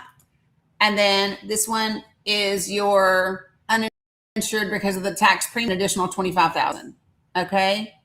So I built this database and it continues to grow so that you all can share these via text, post them on your social media, go out in your community. I've got people that have been getting prints made at their libraries, or they're using staples. They've gone out to international grocery stores in their communities. They've gone and knocked doors in their neighborhoods. One of the things that I'm creating next are door knockers. So they'll have the same information, but it'll be on a door knocker. So when you go into your neighborhood, if you just want to drop it on a doorknob and keep going, you'll have the ability to do that and share the information. They're done. That's because you're fucking awesome, Veronica. And be able to put that information out as well. So the way that you register for this, y'all, is you go to my main TikTok bio. Appreciate you, Veronica. You go to my main TikTok bio. You click the link tree, and the very first link in the link tree is how you register for Project for the People. We are already in 48 states. We've been at this for almost 10 weeks. What's up, Raja? We are in 48 states out of 50 states. We are in about 400 counties. I'll have the exact number before tonight's meeting at 8 p.m. Eastern Standard Time. And there's two really, really exciting things that I want to tell you about that we're doing on a state level, in addition to getting this information out. Okay. So I want to tell you about two things. The first one is Hawaii's bill, which is SB 2471. And then the second one, holy hell, I'm really excited about today, because I don't know if you all saw this or not, but the state of New Mexico, suddenly I got muted. Go, it was you, Marky. Listen, let me tell y'all though. So did you all know that the state of New Mexico is the first state to pass legislation that was signed by the governor that makes New Mexico the first state to criminalize armed federal agents, military troops, or ICE officers near polling places, parking lots, or ballot drop boxes for elections? I'm so excited. Okay, so why is that important? Let me tell you why that's important and why it matters to us. Okay, so listen, one of the other things that we are doing, so everybody that's in the same state has been getting, I've sent an email out and said, hey, listen, here's everybody that's in your state. This is their name, this is the county they're in, and this is their email address. Why? So that you all can get connected together, so that you all can collaborate together, so that you all can build community, so that you all can help each other out, so that you all can get together and be like, I'll come to your county and help doing this, and you come to my county and you help me do that. And now let me tell you this in a practical application. Hold on. I got so excited I almost choked my damn self. So listen. So here's the next bit. You ready? So the next thing that you do is, so follow me. In North Carolina, I know for a fact, I have people in 25 counties in the state of North Carolina. Now I want to show you how this works, how it works for the criminalization of troops by elections. and by the bill that Hawaii has passed and their governor is about to sign. So Hawaii has a bill that will actually nullify Citizens United in their state. What does that mean? Citizens United is the court case where the Supreme Court said that corporations are people and they have the same rights that you do as a person. And that when a corporation spends its money, it's the same thing as you having free speech. And that's why we have all this dark money in politics, right? So I'm going to use North Carolina as an example. If I have people in 25 counties in the state of North Carolina, North Carolina has 100 counties in the whole state, okay? So then this is what the folks in North Carolina are doing together. Those people in those 25 counties are taking the draft of the Hawaii bill to get rid of Citizens United. And then those people are taking a clipboard around in their community, and they are getting a minimum of 100 signatures in support of North Carolina passing that same legislation. So then what you have is you have at least 100 people from 1/4 of the counties in the entire state saying, yes, we want you to pass this bill and get dark money, corporate money out of our politics. And then what all of those people in North Carolina do together is they send a copy of those signatures with a copy of the bill to their state legislature and to all of their local media outlets. Can you imagine? You now have local outlets across 25% of North Carolina's counties with the same damn story. And all of a sudden, there are thousands of people in North Carolina saying, hey, we want your corporate money out of our politics. And here's the bill that Hawaii has already done to make it so. And then you do the same thing with the bill that New Mexico just passed to make it a crime to have armed troops and ICE agents ballot boxes in polling locations and in voting parking lots. You see what I'm saying, you all? This is how you make good, necessary trouble in a way that helps your state out. And at the same time, you are building community and you are building connection and you are sharing information with people that they need to know that impacts their daily lives so that by the time we get to August, September, October, we can have conversations on who we have to vote for based on the connection, the community, and the information that we have been sharing with each other for the last 5 months. And that's how we fucking win. Okay? New Mexico, Yari. And then do you know what happens? So then you have a Democratic majority in the House. You have a Democratic majority in the Senate. And no, they're not all Democrats that you love because there's no such fucking thing. And we can't twinkle our nose and be Adrian Madrini in this bitch. So we work with what we got. But we get a Democratic majority. Why? So now we can put checks and balances against this administration and the Supreme Court. Because Congress is the one branch of government that has the ability to do that, and they've done it in the past. So then here's what happens. You roll up into 2027. So I just want y'all to imagine it's 2027, Congress is coming back in, and all of a sudden you have a Democratic majority in your House, and you've got a Democratic majority in your Senate. And guess what they get to do? They get to do something called budget reconciliation. It's what Republicans did last year. And they get to use budget reconciliation to put money back into SNAP and to put money back into Medicaid, to take them tax cuts away from them damn billionaires, to take that ICE funding away from ICE and put it to the FTC. And then FTC can go after all of these damn monopolies and healthcare companies and Palantir and big tech bros and all that bullshit, right? And all of a sudden we're moving on a thing. They get that budget reconciliation bill passed by the summer of 2027. Got it? Right? And then in the fall of 2027, guess what you get to start doing? In the fall of 2027, you get to start doing a government accountability. And that government accountability looks like going after Pete Hegseth and Linda McMahon. And it looks like taking the funding for the Department of Education away from the Department of Labor and putting it back to the Department of Education so our children can have fully funded public education, right? And then all of a sudden you have the ability to impeach, remove, and prosecute members of the cabinet, whether that's Kash Patel, whether that's Todd Blanche, whether that's Pam Bondi, whether that's Kristi Noem, whether that's Linda McMahon, whether that's Dr. Oz, whether that's RFK Jr. Got it? All of a sudden, you have a mechanism for real government accountability because you have the Democratic majority in the House and in the Senate. Follow me? You get to impeach, remove, and then get ready to prosecute those people in government. That is your job for the fall of 2027. Caught it? And then when you come back in this damn thing, come the beginning of 2028, okay? We are now in the first half of 2028 and shit is looking good. And so you kind of get things together. You start to work on a few things, okay?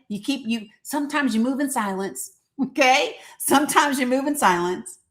And then you get ready right around May of 2028. And then you expand the Supreme Court to 13 justices, one for every district, which is the way it was always intended. Because the last time we expanded the court was in 1868. And do you know why we expanded the court to 9 justices for 9 districts back then?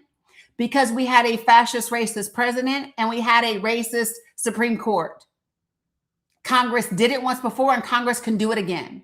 And all of a sudden, Congress gets that done. But by the time Congress gets it done in June or July, guess what, y'all? It's too late for anybody to appoint anybody to the court because the election is here. It's now time for a presidential election in November. You can't appoint a damn judge. You damn sure can't appoint 5 of them, 4 of them, right? And now all of a sudden you get to 2028 and you have a progressive president. You have a progressive majority in the House and in the Senate. And when you kick this damn thing off in 2029, you now have 13 Supreme Court justice spots available. And you have a progressive president who can appoint the 4 people to those damn benches. You Mitch McConnell the fuck out of them. And all of a sudden, we are in a position to truly make America great. And by the way, let me just rewind a little bit to that 2028 mark. 2028, them establishment Democrats, well, they've now gotten the picture. They understand that the way that MAGA took over the Republican Party, progressives have taken over the Democratic Party. And so those establishment Democrats, they're not taking AIPAC money anymore. They're not taking NORPAC money, J Street money. They're not putting corporations before the best interest of the people. They're no longer putting Israel before America. They're no longer saying, oh, we're going to go for the corporations over people. No, them damn Democrats go, shit, if I want to stay in office, I might want to get on the progressive bandwagon. And then do you know what else we do? We get really good progressive candidates to primary the fuck out of them. You hear me? And if those progressives beat them, then we elect those progressives. If those progressives don't, we keep that dim because they're already on notice. They know they got to change. This is the map for the next 3 years on how we begin truly making America great. And it doesn't mean you will always get the candidate that you love. It doesn't mean you're going to get every policy that you want right off the bat. It means we did not get here overnight and we cannot microwave this shit back into a Big Mama Thanksgiving dinner, right? Y'all know that when you go to Big Mama's house for Sunday dinner, Thanksgiving, that stuff takes a minute. Them greens had to soak. You've had to wash them up. You had to season everything up. Right? You don't just do this shit overnight. And you don't cook it all at the same time, do you? You're not going to turn around and make those damn deviled eggs and the macaroni and cheese at the same time. No, you're not. You're not doing the collards at the same time as the potato salad. You understand that when you are cooking a meal that is worth eating, you got to know in which order to cook. And not everybody's going to have the same job. Some of y'all can't make no mac and cheese. No, thank you. Some of you, your job is going to be to bring some ice and paper plates. And if that is your job, I need you to be bringing some Sonic ice. I need hospital grade ice when you come up in here. Okay? Don't you be bringing no damn gas station ice that I gotta beat on the ground and I got concrete in my ice. Don't do that. And don't bring me no paper plates that I got to put 4 of them together. I need some Thanksgiving grade paper plates. You hear me? Don't you come up in here with no grape can that says grape soda. It better say Fanta or Welch's minimum. You hear me? Don't come in here with no can that says pop. Whatever your job is, whatever your role is, right?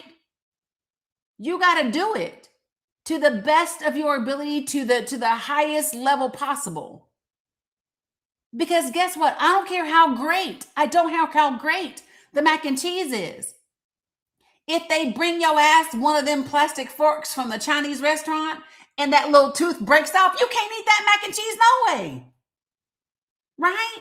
Everybody's role has an impact on how we experience that damn dinner together. So your plastic fork is as important as that mac and cheese. You got it? This is the work that we are doing. This is what Project for the People is all about. Okay? So we meet every other Thursday at 8 p.m. Eastern Standard Time. If you have signed up, you get an email the evening before and the day of. Then you will get another email afterwards that has a link to the recording in case you missed the meeting. And your emails has a link to the Google Drive that I just showed you. Here's all I ask from you all. All I ask is that you really do the work, because the country is depending upon you. Your family is, your kids are, your grandkids are, your neighborhood is, right? And then just please operate with integrity, right? Please don't remove my watermarks off my graphics because your ass didn't make them. Okay? Operate with integrity. The playbook is copywritten. Operate with integrity. That's it. Other than that, I don't charge a damn dime. And ain't nobody paying me a damn dime to do this work. For real.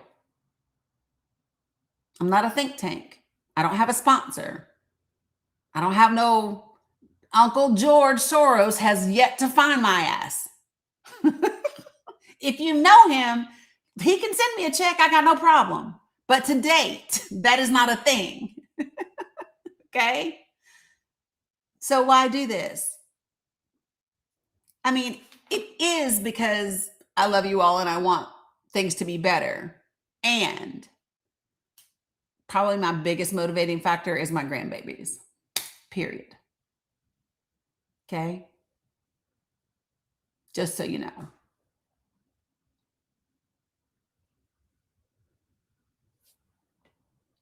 It's probably I didn't change the name. Thank you, Rebel. Ohio. Oh, look, I didn't change the name. Thank you. Sometimes when I'm working on this stuff, it's like after I get off of this live and then I get the grandbabies going and then I feed them dinner and all of that. And then I sit down to do this work. And so sometimes by the time it's like midnight and I'm trying to upload graphics, I'll forget to change the name on something. So I'll go back and recheck Ohio. You're welcome, Lewis. Thanks, Jackie. So here's what I want you all to do tonight. Thanks, Sandy. Sandy checked Tennessee for me. All right. So here's what I want you all to do. We meet tonight at 8 p.m. Eastern Standard Time. Bring somebody with you to the meeting, to the meeting. Do not give anybody that damn Google Drive link until they sign up. And here's why. Here's why. Because I actually have a map. And I have a map that has a star for everybody that is registered. And that's how I know I have people in, so I started redoing numbers last night. Florida, just so you know, Florida, on May the 12th, Florida, you all had 19 counties. As of last night, you had 23 counties, right? California, you had 20 counties. Now you have 24. Colorado had 5. Now Colorado has 7. So this is why before anybody gets access to that Google Drive, I need for them to sign up, because this is how I track where we have people, and this is how I connect people so that they can be impactful together. You understand? So please do not give the drive. It is in it's in the Google Drive. You can share the link. Yeah, of course, Carla. You can share the link for me talking about the project that's on my TikTok, that's on my YouTube, that is on my Facebook, or the one that is in the Google Drive. You can share just that. So let me show you. I need to redo the map, but this is what the map looks like so far. We don't have anybody in Wyoming, and we don't have anybody in South Dakota. Other than that, we have people throughout the entire country. Okay.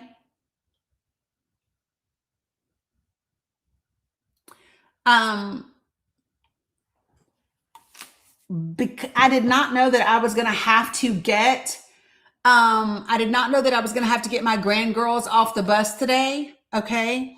So I had intended to do a Pally panel today, but I have to get the grand girls, so I can't. We will do a Pally panel tomorrow. What is a Pally panel? That is where we bring up our folks that are in Gaza and in the West Bank, and people are able to show their love with TikTok coins so that they can use that and turn it into crypto so they can buy food and clothing and things that they need for their families. So tomorrow, Friday, there will be a Pally panel here.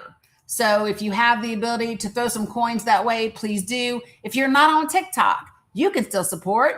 Go to my link tree. There's a whole section that says Palestinian direct support links, where you can actually give to those people directly. And anybody whose link is in my link tree, I personally know them, and I know that they are in Gaza and that they are in the West Bank, one of the two.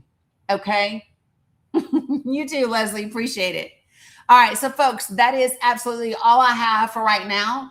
I am going to get off here so that I can get my shoes and socks on and get ready to get these babies off the bus. Go sign up for Project for the People right now. Do it before 3 p.m. Eastern Standard Time if you want to get a link to come to the meeting tonight at 8 p.m. Okay? That's all I got. I love you, mean it, and I will see you all later. All right? Peace out, folks.